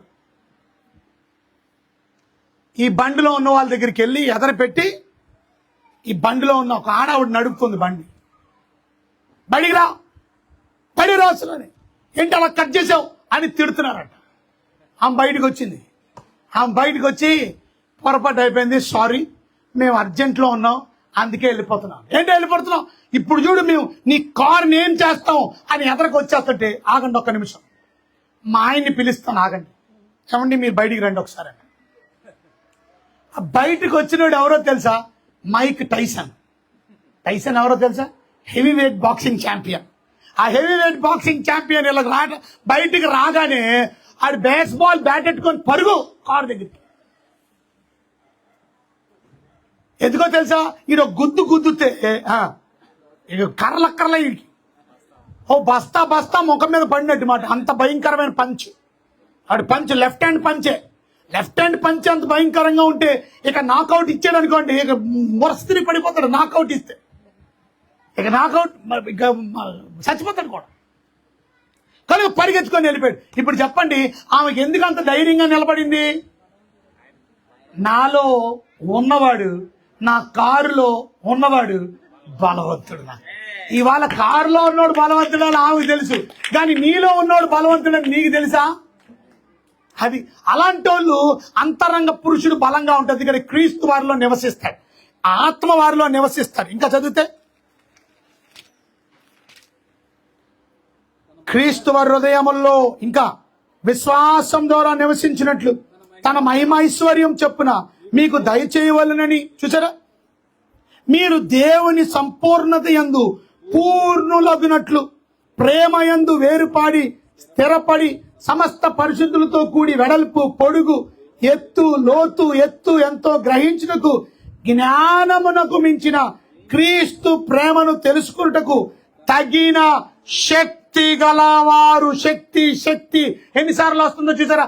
శక్తి గలవారు కావాలనని ప్రార్థించుచున్నాను. అప్పుడు నెక్స్ట్ వచ్చిన, అప్పుడు కార్యసిద్ధి కలుగు చేయు దేవుడు తన శక్తి కలుగు. మీకు అప్పుడు ఏం చేస్తాడు? కార్యసిద్ధి కలుగు చేయగలిగిన దేవుడు తన శక్తి చొప్పున మనము, అది తన శక్తి చొప్పున మనము అడుగు వాటి కంటే, ఊహించే వాటి కంటే అత్యధికముగా చేయగల శక్తి. ఎన్నిసార్లు? శక్తి శక్తి శక్తి. That's the powerful God. నీ జీవితంలో ఆ విధమైన శక్తి నీకు వచ్చేంత వరకు నువ్వు అడిగింది దేవుడు ఇవ్వలేడు. ఇవాళ సారాంశం ఏమిటి ఈ పాఠ్య భాగంలో నుంచి అంటే, సింపుల్, 3 విషయాలు మీతో చెప్పాను. సొలొమోను జ్ఞానం అడిగాడు, అది ఇస్తే చాలు ప్రేమ. అది కూడా ఈ ప్రజలు, ఈ చిన్న దేశాన్ని పరిపాలించే జ్ఞానం కావాలి. చిన్న దేశం కాదు, భూమి మీద ఇలాంటి జ్ఞానం కలిగినోడు ఇంకెవడు పుట్టడు, పుట్టలేదు, పుట్టబోడు. అలాంటి జ్ఞానం నీకు ఇచ్చాడు. అంటే సమృద్ధి జ్ఞానాన్ని ఇచ్చాడు. ఇంకా జ్ఞానం ఇంకేం లేదు. సొలొమోను కంటే జ్ఞానవంతుడు ఇంకెవరైనా ఉన్నారా? చెప్పాలి గట్టిగా, చెప్పాలి గట్టిగా, చెప్పాలి గట్టిగా. ఉన్నాడు. సొలొమోను కంటే సొలొమోను కంటే శ్రేష్ఠుడు ఇంకొకడు ఉన్నాడు. ఆయన యేసయ్య. అంటే యేసయ్య జ్ఞానం, అంత జ్ఞానం. ఇక నెక్స్ట్ లిస్ట్ లో ఎవరు ఉన్నారు అని అంటే సొలొమోను. అమ్మా, అయ్యి బాబు, దేవుడు ఎంత జ్ఞానం ఇచ్చాడో చూసారా? ఆలోచనకర్త. అందరూ చెప్పండి, ఏం కర్త? ఒక ఆవిడ మన ఫేస్బుక్ లో వచ్చింది మెసేజ్, ఇష్టం వచ్చినట్టు చెప్పేస్తున్నారు ఇవాళ. ఆమె అంటుందే, బైబిల్ మిస్టర్ నుంచి ఆమె అంటుందే, ఆలోచనకర్త. అమ్మా, దేవుడు నీ గురించి ఆలోచిస్తున్నాడు, నీ గురించి ఎప్పుడు మర్చిపోడు, నీ గురించి ఆలోచించే దేవుడు. ఆలోచనకర్త అంటే ఆలోచించే దేవుడు కాదు, ఆలోచన ఇచ్చేవాడు. ఆలోచిస్తున్నాడంట, ఆలోచించేవాడు కాదు, ఆలోచన ఇచ్చేవాడు. ఆలోచనకర్త అంటే wonderful councillor. He's the councillor who gives you councils. Councils అంటే ఆలోచనలు ఇచ్చేవాడు ఆయన, నీకు జ్ఞానం ఇచ్చేవాడు ఆయన, మర్మాల్ని తెలియపరిచేవాడు. That's God. అలాంటి జ్ఞానం సొలొమోనుకి ఇచ్చాడు. అంత మాత్రమే కాదు, నువ్వు అడిగిన దానికన్నా, ఊహించిన దానికన్నా అత్యధికంగా ఇస్తాను నేను. ఎందుకో తెలుసా? నీవు చేసిన ప్రార్థన నాకు అనుకూలమైనది. ఇవాళ మన ప్రార్థన దేవుడికి అనుకూలంగా ఉందా? స్పిరిచువల్ మెచ్యూరిటీలో నువ్వు ఉన్నావా? ఎంత కుర్రోడైనా ఆ కుర్రోడు చేసిన ప్రార్థన దేవుడికి ఎంత ఇనసం. ఇవాళ మన పిల్లలు ప్రార్థన చేస్తున్నారా? మన పిల్లల ప్రార్థన దేవుడికి ఇనసంపుగా ఉందా? అనుకూలంగా ఉంది? అక్కడ రాసింది, మీరు 3వ అధ్యాయం చదువుకోండి. ఆయన చేసిన ప్రార్థన అంట దేవునికి అనుకూలమాయన. అందుకే ఏం కావాలా ఆయన అడిగిన దానికన్నా ఎక్కువ ఇచ్చాడు. ఎందుకో తెలుసా? హీస్ మెచ్యూరిటీలో స్ట్రాంగ్, అంత ఎదిగాడు. ఆయన మాట్లాడిన మాటలో తన తండ్రి గురించి మాట్లాడాడు. తన తండ్రిని ఏ స్థితిలో నుంచి ఏ స్థితికి నువ్వు నిలబెట్టావు ప్రభువా. ఇవాళ సింహాసనం మీద మా తండ్రి కూర్చున్నాడంటే మా తండ్రి ఎక్కడి నుంచి వచ్చాడు, మా తండ్రి పరిస్థితి ఏంటి, మా తండ్రి గొర్రెలు మేపుకునే వ్యక్తి. ఇవాళ ఆళ్ళ కుర్రోడైన నన్ను ఈ సింహాసనం మీద కూర్చోబెట్టావు. మొరలేదు ప్రభువా, నాకు జ్ఞానం లేదు, నాకు జ్ఞానం ఇయ్యు. దేవుడికి మురిసిపోయాడు, ఆనందించాడు. అది మనం ప్రార్థన చేస్తే చిరాకు వచ్చాక కొంచెం ఇక ఆపుతావా? దేవుడు అంటాడు ఆపుతావా? ఇక ఇవాళ మనం ఆపం. ప్రార్థన ఇక మధ్యలో ఏమి దొరకట్లేదు అనుకో, లేకపోతే ఇంకా బుర్ర ఏదైనా ఆలోచనలోకి వెళ్ళింది అనుకో, స్తోత్రం నాయనా, ఇంక దేని కొరకు చేయాలి అర్థం అవట్లా. ప్రభా స్తోత్రం స్తుతి. ఇదొక అలవాటు అయిపోయింది ఊత పదం. ఎందుకు అంటున్నారో వాళ్ళకే తెలియదు. మొన్న నా వాక్యం బాగానే పనిచేసింది. స్తోత్రం అని అంటున్నారు. స్తోత్రం అంటే ఏంటో తెలుసా మీకు? ఎంతకీ స్తోత్రం అంటే ప్రైజ్. స్తోత్రం స్తుతి అన్నారు. స్తోత్రం స్తుతి అంటే దీని అర్థం ఎందుకు స్తుతించాలో, ఎందుకు స్తోత్రం చెప్పాలంటే ఆయన మనం చేసిన మేలు బట్టి. మొదటిది ఆయన ఏమై ఉన్నాడో దాన్ని బట్టి. అంటే ఆయన ధవలవనుడు స్తోత్రం ప్రభా, రక్తవనుడు స్తోత్రం ప్రభా, ఆల్ఫా ఒమేగా స్తోత్రం ప్రభా, నువ్వు భూమిని ఆకాశాన్ని సృష్టించిన సృష్టికర్త దేవుడు స్తోత్రం ప్రభా. ఇది ఆయన స్తోత్రం. ఆయన ఎవరో ఆయన గణాలని బట్టి స్తోత్రం చెప్పాలి. ప్రభువా నాకు ఈ మేలు చేసావు స్తోత్రం నాయన, నా కుటుంబానికి ఉపకారం చేసావు స్తోత్రం ప్రభా, నా ఉద్యోగం ఇచ్చావు ప్రభా స్తోత్రం ప్రభా, నాకు అప్పుల నుంచి విడిపించావు స్తోత్రం. అది అంతేగాని ఉత్తిని స్తోత్రం అనకూడదు. మొన్నటి వరకు ఆ జెండా ఎగరేసినప్పుడు స్తోత్రం అన్నారు అక్కడ. ఇప్పుడు మార్చారండో, ఈ లైవ్ కూడా వెళ్తుంది అక్కడ మళ్ళా. ఇప్పుడు ఏమని అంటారో తెలుసా? స్తోత్రం తీశారు అక్కడ.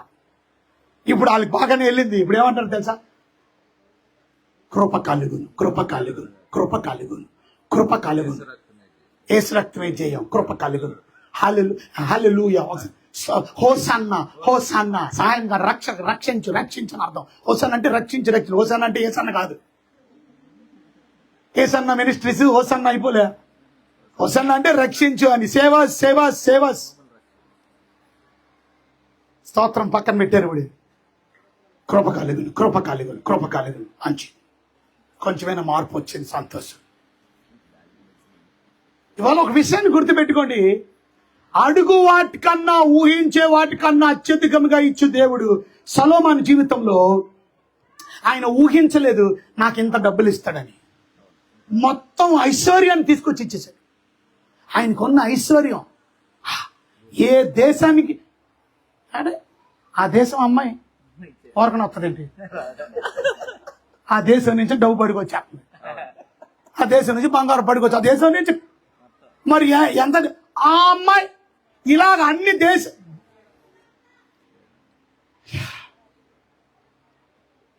సొలొమోనుకి ఎన్ని మంది భార్యలు తెలుసా మీకు? మరి 700 అంటే 700 ఎంత పట్టుకొచ్చారో చూడు. ఇంకా ఈ సాలవన్నట్టు 300 ఉపపత్తులు అంట, మొత్తం 1000 అన్నగారు. కానీ దేవుడు ఇచ్చినప్పుడు కృతజ్ఞత కలిగి జీవించాలి. సొలొమోను దేవుడి దగ్గర నుంచి ఆశీర్వాదాలు పొందాడు, కానీ చివరి దిశ లాస్ట్ స్టేజ్ దేవుడికి దూరం అయిపోయాడు.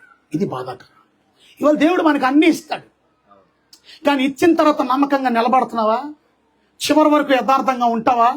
మొదట్లో ఉన్న భక్తి చివరి వరకు ఉందా? మొదట్లో ఉన్న ఆసక్తి చివరి వరకు ఉందా? ఎందుకు లేదో తెలుసా? ఆయన భార్యలు ఆయన మనస్సుని దేవుని వైపు నుంచి తిప్పేశారంట. జాగ్రత్త భార్యలారా. ఒక భర్తకి దేవుడి మీద ఉన్న ఇంట్రెస్ట్ ని నువ్వు చెడగొట్టే భార్యగా ఉన్నావేమో. దేవుడి మీద ఉన్న ఆసక్తిని ఓ పాస్టర్ నాతో బాధపడుతూ అంటున్నాడు నిన్నే, బాధలు ఎక్కువైపోతున్నాయి గారు. ఏమైంది? మా ఆవిడ పీడించుకుని తిట్టం డబ్బులు తేయండి. నేను ఎంత ఉద్యోగం చేసినా సరిపోవట్లేదు. పక్కన సేవ కూడా మానేస్తున్నాను, మీటింగ్లకి అటు ఇటు వెళ్ళడం మానేశాను, ఇక పనిలో చేరానండి. కానీ అయినా హెరాస్మెంట్ పోవట్లేదు, అది కూడా వెళ్ళిపోద్ది ఇప్పుడు మళ్ళా. ఒక మాట చెప్పనా మీకు, అలా బాధ పెట్టకండి భార్యలు ఆయన మనసుని. ఇప్పుడు చెప్పనా మీకు, పరలోక రాజ్యానికి రేపు వెళ్తే సలోమాన్ కనబడతాడో లేదో కూడా డౌటే. I don't know. అన్య రాజు అయిన నెబుకద్నెజర్ కనబడతాడు, ఎందుకంటే నెబుకద్నెజర్ మారు మనసు పొందాడు. కానీ ఇతను మారు మనసు పొందిన వ్యక్తి తొలగిపోయాడు. దేవుడిలో నుంచి తిప్పేశారంట. అస్తారోతు దేవతల్ని పూజించడం ప్రారంభించాడు. భయంకరమైన దేవత ఆరాధనలు చేశాడు. దేవుని బిడ్డ వాయ్ ఇవాళ ఎంత స్పిరిచువల్ మ్యాన్ కూడా ఇవాళ నీ శక్తిని పోగొట్టడానికి, దేవుళ్ళు ఎదగడానికి దేవుడు మన అందరినీ శక్తితో నింపాడు. అకార్డింగ్ టు బైబిల్ అపోస్తలుల కార్యాలు 1:8 దేవుడు ఆత్మ ద్వారా మనకు శక్తిని ఇచ్చాడు. చూడండి అక్కడ శక్తి ఎలా ఉంది, ఎంత గొప్ప శక్తిని ఇచ్చాడంటే అపోస్తలుల కార్యాలు 1:8 ఏమనుందండి? చూసారా, పరిశుద్ధాత్మ మీ మీదకి వచ్చినప్పుడు అది ఇవాళ అంతరంగ పురుషుడు శక్తివంతుడిగా ఉండాలంటే పరిశుద్ధాత్ముడు మీలో రాకుండా, పరిశుద్ధాత్ముడు మీలో ఉండకుండా మీరు ఆ శక్తిని పొందలేరు. You cannot have that kind of power. నీ జీవితంలో అలాంటి శక్తి వర్కౌట్ అవుతుంది. ఫిలిప్పీలకు రాసిన పత్రిక 2:13 కూడా మనం చూసినట్లయితే, ఫిలిప్పీలకు రాసినటువంటి పత్రిక 2:13 మనం చూసినట్లయితే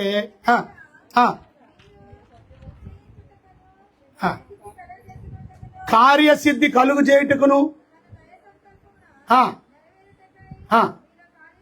కార్యసిద్ధి కలుగు చేయు దేవుడే. అది ఇవాళ మన జీవితంలో ఆ కార్యం సఫలమైన కార్యసిద్ధి కలుగు చేయువాడు దేవుడే. సో తప్పక మన జీవితంలో దేవుని పవర్ మన జీవితంలో వర్కౌట్ అవ్వాలనంటే మనం అంతరంగ పురుషుడు బలపరచబడాలి. ఎప్పుడైతే అంతరంగ పురుషుడు బలంగా ఉంటాడో అప్పుడు మీరు అడిగిన దానికన్నా ఊహించిన దానికన్నా అత్యధికంగా దేవుడిస్తాడు. ఇది సూత్రం నెంబర్ 1. సూత్రం నెంబర్ 2 ఏంటో తెలుసా? 3 సూత్రాలు చెప్తానన్నాను కదా. రెండో సూత్రం చూడండి, అక్కడ రాసింది పరిశుద్ధమైన బైబిల్ గ్రంథంలో మొదటి యోహాను గారు రాసిన మొదటి పత్రిక 5:14 చూడండి ఒకసారి. యోహాను గారు రాసిన మొదటి పత్రిక 5:14 ఆయన్ని బట్టి మనకి కలిగిన ధైర్యం ఏమనగా, అది మనం ఏది అడిగినను ఆయన మన మనవి ఏం చేస్తాడు? ఆలకిస్తాడు. ఇవాళ దేవుడు మన ప్రార్థన ఆలకించాలంటే ఏం చేయాలి చెప్పండి? 2వ షరతు అంటే దాని అర్థం మన చిత్తాన్ని ఆయన చిత్తానికి అప్పగించాలి. Surrendering to Jesus. ఇక్కడ మనం నేర్చుకోవాల్సింది ఏంటంటే, ప్రభువా నా ఇష్టం చెయ్యను, నేను నీ ఇష్టాన్ని చేస్తాను. ఎప్పుడైతే దేవుడి ఇష్టాన్ని మనం చేస్తామో, దేవుడి ఇష్టాన్ని మనం జరిగిస్తామో, అప్పుడు మీరు అడుగు వాటికంటే, అమ్మా బాబు వింటున్నారా, అడుగు వాటికంటే ఊహించే వాటికంటే అత్యధికంగా దేవుడు మనకిస్తాడు. ఎప్పుడైతే నీవు ఆయన చిత్తానికి అప్పగించుకుంటా. అందుకనే పరలోక ప్రార్థనలో కూడా మత్తయి సువార్త 6:10 మనకు చెప్పాడు, పరలోకమందున్న మా తండ్రి నామం పరిశుద్ధపరచబడును గాక, నీ రాజ్యం వచ్చును గాక, నీ చిత్తం పరలోకమందు నెరవేరుచున్నట్లు భూమి అందు నెరవేరు. ఇవాళ ఆయన చిత్తాన్ని నెరవేర్చేవారుగా ఉంటున్నామా? మనం మన చిత్తాన్ని చేస్తున్నామా? అది మీరు గమనించారా లేదా? లాజరు ధనవంతుడి కథ మీకు తెలుసా? ధనవంతుడు ఎక్కడికి వెళ్ళాడు? ఏంటంటే అలా చూస్తున్నారు? ధనవంతుడు ఎక్కడికి వెళ్ళాడు? ఎక్కడికి వెళ్ళాడో తెలీదా? ఎక్కడికి వెళ్ళాడు? పాతాళం. ఎందుకు వెళ్ళాడు? ధనవంతుడు చేసిన పాపం ఏంటో తెలుసా మీకు? అబ్రహాము ఏమన్నాడు? అందుకు అబ్రహాము, కుమారుడా నీవు నీ జీవిత కాలం అంతా అది నీకు ఇష్టమైనట్టు సుఖం నీకు ఇష్టమైనట్టు సుఖం అంటే మీరు గమనించండి, నీకు ఇష్టమైన సుఖం అంటే ఏంటి అర్థం?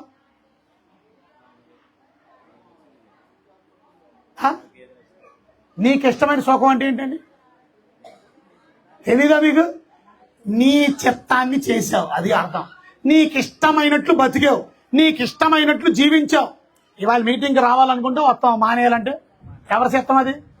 మన చిత్తం. మన చిత్తం దేవుడి చిత్తం కాదు.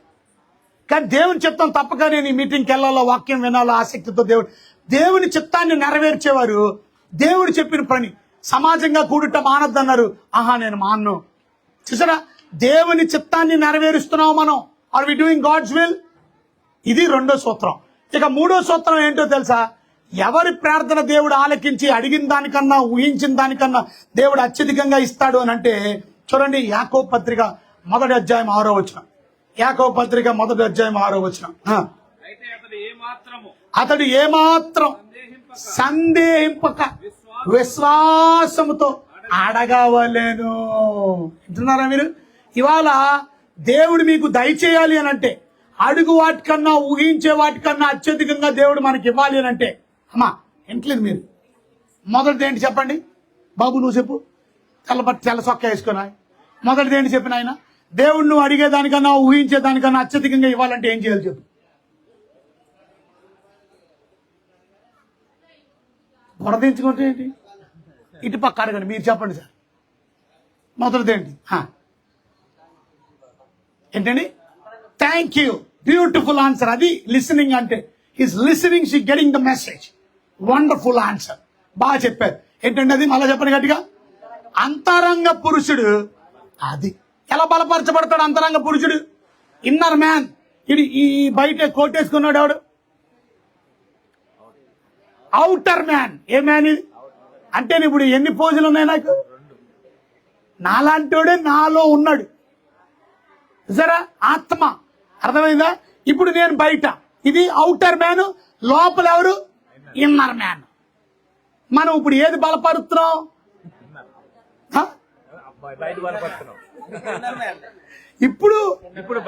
ఇప్పుడు ఎవరిని బలపరుస్తున్నాం అంటే, ఇప్పుడు మా కాదు, ఇప్పుడు తిండి మనల్ని బలపరుచుకుంటున్నాం. అవుటర్ మ్యాన్ ని బలపరుస్తున్నాం. ఏమంటే పొద్దున బ్రేక్ఫాస్ట్ మానేశారా? లంచ్ మానేశారా? డిన్నర్ మానేశారా? మళ్ళా మధ్యలో స్నాకింగ్. ఎక్కడ నీ అంతరంగ పురుషుడికి నువ్వు అలాంటి శ్రద్ధ చూపించావు? మరి నీ అంతరంగ పురుషుడికి భోజనం పెడుతున్నావా? వాక్యం అనే భోజనం పెడుతున్నావా? నీ అంతరంగ పురుషుడు బలపరచబడుతున్నాడా? అది అంతరంగ పురుషుడు బలపరచబడితేనంట నీకేది ఇష్టమో అడుగు, ఇస్తా. 2, నీకేది ఇష్టమో దేవుడు అనుగ్రహించాలంటే సూత్రం నెంబర్ 2, ఆయన చిత్తం చేయి. ఎవరి చిత్తం? కొంచెం గట్టిగా చెప్పండి. దేవుని చిత్తం అంటే ఏంటి? దేవుని చిత్తం అంటే దేవుని చిత్తం అంటే ఏంటి సార్? మీరందరూ దేవుని చిత్తం అంటే ఏంటి సార్? అదేనండి. ఏంటది? ఆ దేవుడు ఆలోచనలు నాకు తెలియదు, చెప్పండి అంటున్నా. I want to know God's will. How can I know God's will? See, this is God's will. ఇదే దేవుని చిత్తం. వాక్యాన్ని నెరవేర్చడం దేవుని చిత్తం. ఈ వాక్యంలో ఉన్నది జరిగించడం దేవుని చిత్తం. ఈ వాక్యం చెప్పినట్టు చేయడం దేవుని చిత్తం. అది ఇవాళ మనం దేవుని చిత్తాన్ని చేయట్లా. We are not doing what God's word is talking us to do, telling us to do. What God's word is teaching us to do. ఏం వాక్యం మనకి నేర్పిస్తుందో you're not doing it. దేవుని చిత్తానుసారం చేస్తున్నావా? నీ రాబడాంతుల్లో భాగం కట్టబడి ఇప్పుడు కట్టేవేంటి? సమాజంగా కూడుట మానద్దన్నారు, మానేస్తున్నావు. ఏది మీటింగ్? ఏది దేవుని సన్నిధి? దేవుడు చెప్పినట్టు మనం ఎలా నడుస్తున్నాం? మీరందరూ ఆత్మానుసారంగా నడవండి అన్నారు, మనం నడుస్తున్నావా? శరీరానుసారంగా నడుస్తున్నావా? ఆత్మానుసారంగా నడుస్తున్నావా? ఈరోజు దేవుని వాక్యం వింటున్నటువంటి మీరు శ్రద్ధగా దేవుడి మాటలు మీరు ఆలకించినందుకు వందన. కొంతమందికి వినబుద్ధి లేదు. దేవుని మాటలు విన్న మీరు చాలా ధన్యులు. ఆ మాటల్ని మీరు గ్రహించి ఆ వాక్యానుసారంగా మీరు నడిస్తే తప్పక మీరు దీవించబడతారు, తప్పక మీరు ఆశీర్వదించబడతారు. ఈరోజు 3 వ్యక్తుల్ని మీకు చూపించాను. మొదటి వ్యక్తి సొలొమోను. అడిగాడు జ్ఞానం కొరకు, దేవుడు ఏమిచ్చాడు? జ్ఞానం కన్నా మించిన ఐశ్వర్యం. ఇవాళ దేవుడు నీకు అడిగిన దానికన్నా దేవుడు అద్భుతంగా చేయగలడని నమ్మిన వాళ్ళు గట్టిగా చప్పట్లు. 2, హన్నా కుర్రోడిని అడిగింది, చిన్న బిడ్డని. నాకు ఒక బిడ్డని ఇస్తే ఆ బిడ్డని ఏం చేస్తాను నేను? మీ సేవకి ఇస్తాను. దేవుడు బిడ్డనిచ్చాడా? 5 బిడ్డల్ని ఇచ్చాడా? నీకు కూడా దేవుడు తప్పక అనుగ్రహిస్తాడు. ఈ మీటింగ్ ద్వారా మీ జీవితంలో ప్రార్థనకి ప్రాముఖ్యత ఇవ్వండి. ఇక చివరిది చెప్పాను, 3వది ఏమిటది? శత్రువుల మీద విజయం అడిగారు. 3 దేశాల సైన్యాలు వచ్చినాయి, కానీ ఆ 3 దేశాల సైన్యాల్ని ఓడించడానికి మాకు బలం చాలదు ప్రభువా. దేవుని మీద ఆధారపడితే 3 దేశాల సైన్యాలు చచ్చిపోవడం కాదు, మన శత్రువులు హతమవడం మాత్రమే కాదు, ఆ శత్రువులకు సంబంధించిన ఆస్తి కూడా వీళ్ళకే వచ్చింది. ఆ మొత్తం మా డబ్బు వాళ్ళు ఊహించలేదు. అది 3 రోజులు కూర్చుకున్నారంట. ఏంటది? చూసారా? కనుక ఇవన్నీ సాధ్యపడాలంటే మొదటిది దేవుని వాక్యాన్ని మీ హృదయంలో గైకొని ఆ కార్యసిద్ధి కలుగు చేయి. దేవుడు ఆత్మ బలపరచబడాలి. స్పిరిచువల్ గా బలపరచబడండి, స్పిరిచువల్ గా శక్తివంతులుగా అవ్వండి. 2, మీ జీవితంలో దేవుని చిత్తానికి లోబడండి. 3, విశ్వాసం కలిగి జీవించండి. ఈ వచనం చదివి మనం ప్రార్థన చేసుకుందాం. చదవండి ఆ మాట. బైబిల్ గ్రంథంలో మార్కు సువార్త 11:24 మార్కు సువార్త 11:24 చూడండి ఒకసారి. అక్కడ రాసిన మాట, మీరు ప్రార్థన చేయనప్పుడు అడుగుచున్న వాటినెల్లను పొంది ఉన్నామని నమ్ముడి, అప్పుడు అది మీకు కలుగునని. ఇవాళ ప్రార్థనలో 3వ రహస్యం, మీరు విశ్వాసంతో ప్రార్థన చేయాలి. ఇవాళ దేవుడు అడిగిన దానికన్నా ఎక్కువ మనకి ఇవ్వాలంటే మన అంతరంగ పురుషుడు బలపరచబడాలి. దేవుని చిత్తానికి మన జీవితాన్ని అప్పగించుకోవాలి. 3, విశ్వాసంతో దేవుడిని అడగాలి. లేచి నిలబడదని ప్రార్థన చేసుకుందాం. మన జీవితాన్ని చక్కపరుచుకుందాం. దేవుని వాక్యాన్ని విన్నటువంటి మీరు ఈ జీవితాన్ని ఒకసారి ప్రార్థన పూర్వకంగా తీర్మానం చేసుకోండి. టైం ఏమీ ఎక్కువైపోలేదు మీకు. దేవుని వాక్యాన్ని విన్న మీరు కేవలం 10 అయింది టైం, కానీ దేవుని వాక్యాన్ని విన్న మీరు తీర్మానం చేసుకొని వెళ్ళిపోండి. తీర్మానం చేసుకొని ఆశీర్వదించబడండి. ఈ వాక్యం అనే శబ్ద తరంగాల ద్వారా దేవుని మాటలు విన్న మీరు తప్పక దీవించబడతారు. ఎందుకంటే ఆయన మాటలు మనకి దీవెనలు కలుగు చేస్తాయి. చెవుగలవాడు ఆత్మ చెప్పుతున్న సంగతులు వినేలాగా ఆ మాటలు ఆత్మానుసారమైనటువంటి మాటలు, ఆధ్యాత్మికమైన జీవితాన్ని ఇచ్చే మాటలు మీ జీవితంలో దేవుడు తప్పక ఆశీర్వాదాలు అనుగ్రహిస్తాడు. మన మధ్యలో ఉన్న మరి దేవుని సేవకుడు పాస్టర్ రత్నరాజు గారు వచ్చి ప్రార్థనలు నడిపిస్తారు. గనుక ప్రార్థన చేసి మనం సెలవు తీసుకుందాం. ప్రార్థన చేసుకుందాం. 1 నిమిషం కళ్ళు మూసుకున్నట్లయితే 1 నిమిషం మనందరం నోరు తెరిచి ఈ రాత్రి కాల సమయంలో మన దాసులు నిలబెట్టుకుని అనేకమైన విషయాలను మనకు దేవుడు బయలుపరిచారు. మనము అడిగేదానికన్నా ఊహించినటువంటి అత్యధికంగా దేవుడు ఇవ్వగలిగిన గొప్ప ప్రేమ కలిగిన దేవుడు. నిజముగా ఎన్నో అద్భుత కార్యాలు. సొలొమోను అడిగాడు, ప్రభువా ఈ ప్రజలను పరిపాలించడానికి జ్ఞానం కావాలని అడిగాడు. కానీ దేవుడు అత్యధికముగా ఆయనకు ఐశ్వర్యవంతుడిగా చేశాడు, ఘనతనిచ్చాడు, ఎంతో గొప్ప కార్యాలు తన పట్ల చేశాడు. ఈ రాత్రి కాల సమయంలో తల్లి, తండ్రి, తమ్ముడా, సహోదరుడా, నువ్వు ఎలాంటి అవసరత కలిగి ఉన్నావో, ఎలాంటి స్థితిలో ఉన్నావో నాకైతే తెలియదు, కానీ ఈ రాత్రి దేవుడు నీకు చెప్తున్నాడు, నువ్వు అడిగితే తప్పకుండా నీకు సహాయం చేస్తాడని. కాబట్టి మనకు దేవుడు తన యొక్క జీవితంలో, మన జీవితంలో అద్భుత కార్యాలు జరిగించాలి. మన అంతరంగ పురుషుడు బలపరచబడాలి. మనము దేవుని చిత్తాన్ని జరిగించాలి. మన విశ్వాసంతో దేవుడు ఇది చేయగలడని మన నమ్మకంతో ఆయన అడిగినప్పుడు తప్పకుండా సహాయం చేయగలిగిన గొప్ప దేవుడు. అన్న అడిగింది, అయ్యా నాకు ఒక మగబిడ్డను దయచేయమని అడిగినప్పుడు దేవుడు ఆమెకు మగబిడ్డతో పాటు ఇంకా 5 పిల్లలను దేవుడు అనుగ్రహించాడు. ఎంత గొప్ప దేవుడమ్మా. కాబట్టి ఈ రాత్రి కాల సమయంలో మనం అడిగితే తప్పకుండా ఈ రాత్రి మన జీవితంలో అద్భుత కార్యములు చేయడానికి దేవుడు సిద్ధంగా ఉన్నారు. కాబట్టి మీరు సహాయం చేయమని అడిగితే తప్పకుండా దేవుడు సహాయం చేసే దేవుడమ్మా. కాబట్టి యెహోషాపాతు, ప్రభువా ఈ 3 దేశాలు మా మీదకి వచ్చినాయ్యా, మాకు శక్తి చాలదు, మా బలము లేదు ప్రభువా, మేము నీవే మా దిక్కు, మా ఆధారం నీవని ప్రభు దగ్గర ప్రార్థన చేశారు. మాకు విజయం ఇవ్వు ప్రభు అన్నప్పుడు దేవుడు వాళ్ళకు విజయంతో పాటు గొప్ప ఐశ్వర్యాన్ని కూడా దేవుడు ఇచ్చాడు. వారు ఊహించలేదు దేవుడు ఇంత గొప్ప కార్యం చేస్తాడు. కానీ చూసారా ఎంత గొప్ప కార్యాలు మన పట్ల దేవుడు చేస్తాడు. ఈ రాత్రి నీ పట్ల కూడా దేవుడు అలాంటి గొప్ప కార్యాలు చేయాలనే ఉద్దేశంతోనే ఈ రాత్రి కాలం తన దాసులు నిలబెట్టి మనల్ని బలపరిచారు. మన అంతరంగ పురుషులు, మన విశ్వాసములోను దేవుని చిత్తాన్ని జరిగించేవారుగా, మనం కూడా ప్రభు యొక్క శక్తిని సంపాదించుకునేవారుగా ప్రార్థన చేసుకుందాం. పరిశుద్ధుడు అయిన తండ్రి, ప్రేమ కలిగిన ప్రభువా, నిజమే నాయన.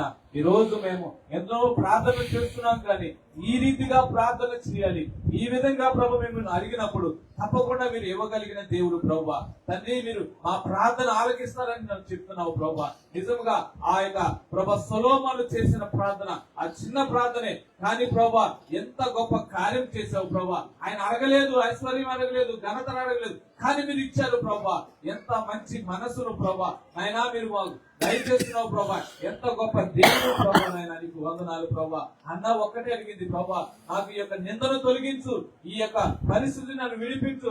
అందరూ నన్ను చూసి ఇలాగ అంటున్నారు ప్రభా, గొడ్రాలన్నా నాకు పిల్లలు కలగలేదు అంటున్నారయ్యా, ఒక్క మగ పిల్లను దయచేసి నీ సేవకి ఇస్తానని ఆమె సమర్పించుకుంది. కానీ ప్రభా ఒక్క బిడ్డతో కాదు ప్రభా, 5 బిడ్డలను ఇచ్చినావు ప్రభా. ఈ రోజు మేము ఒక చిన్న విషయంలో ఆర్థిక సమస్యలే కానీ, అనారోగ్య పరిస్థితే కానీ, మా సంఘ పరిస్థితే కానీ ప్రభా, చర్చి పనులే కానీ, ఇంకా మాకు ఏది అవసరమో ఈ రాత్రి మేము అడిగితే తప్పకుండా మేము అడిగింది ఒకటైతే మీరు అత్యధికంగా ఇవ్వగలిగిన గొప్ప దేవుడు ప్రభా, శక్తి కలిగిన దేవుడు ప్రభా, మహిమ కలిగిన దేవుడు ప్రభా. నయనానికి వందనాలు ప్రభా. ఈ రాత్రి మీ దాసును నిలబెట్టుకుని అనేకమైన విషయాలు మీరు మాతో మాట్లాడినందుకు వందనాలు. ఇక్కడ పనిచేస్తున్న ప్రభా నీ దాసుడు డేవిడ్ గారిని, వారి భార్యను ప్రభా, వారి బిడ్డలను జ్ఞాపకం చేసుకుని ఇక్కడ పరిచయం ఈ బిడ్డలందరినీ సంఘాన్ని జ్ఞాపకం చేసుకోండి. వారికి ఏది అవసరం ఉందో తప్పగా నైనా మీరు గొప్ప కార్యాలు చేసే దేవుడు ప్రభా. నైనా మీరే కార్యాలు జరిగించి ఈ రాత్రి విత్తమైన వాక్యం అనేక మంది కూర్చొని చాలా మంది విన్నారు ప్రభా. వారి జీవితంలో మీరు గొప్ప కార్యాలు జరిగించమని యేసుక్రీస్తు నామములో అడిగి వేడుకుంటున్నాము తండ్రి, ఆమేన్. మన ప్రభు అయిన యేసుక్రీస్తు వారి కృప, తండ్రి అయిన దేవుని వారి యొక్క ప్రేమ, పరిశుద్ధాత్మిక అన్యోన్యమైన సహవాసం నిత్యము సదాకాలము సదా మీ సేవకుడైన డేవిడ్ గారు ఆయన కుటుంబానికి, వచ్చినటువంటి సంఘ బిడ్డలకి, వచ్చినటువంటి బిడ్డలైన వారందరికీ, వాక్యం విన్న వారందరికీ సదా తోడై కాపాడి దీవించి అటు ప్రార్థనా యోధులుగా మనం సిద్ధపరిచి అటు దీవెనలన్నీ పొందుకునే కృప అందరి మీద అనుగ్రహించి తోడే ఉండి సహాయం చేసి దీవించి భద్రపరిచి సంరక్షించి ఆశీర్వదించును గాక. ఆమేన్. కొంచెం గట్టిగా చెప్పండి. అందరికీ వందనాలు. సెలవు. దయచేసి అందరూ కూడా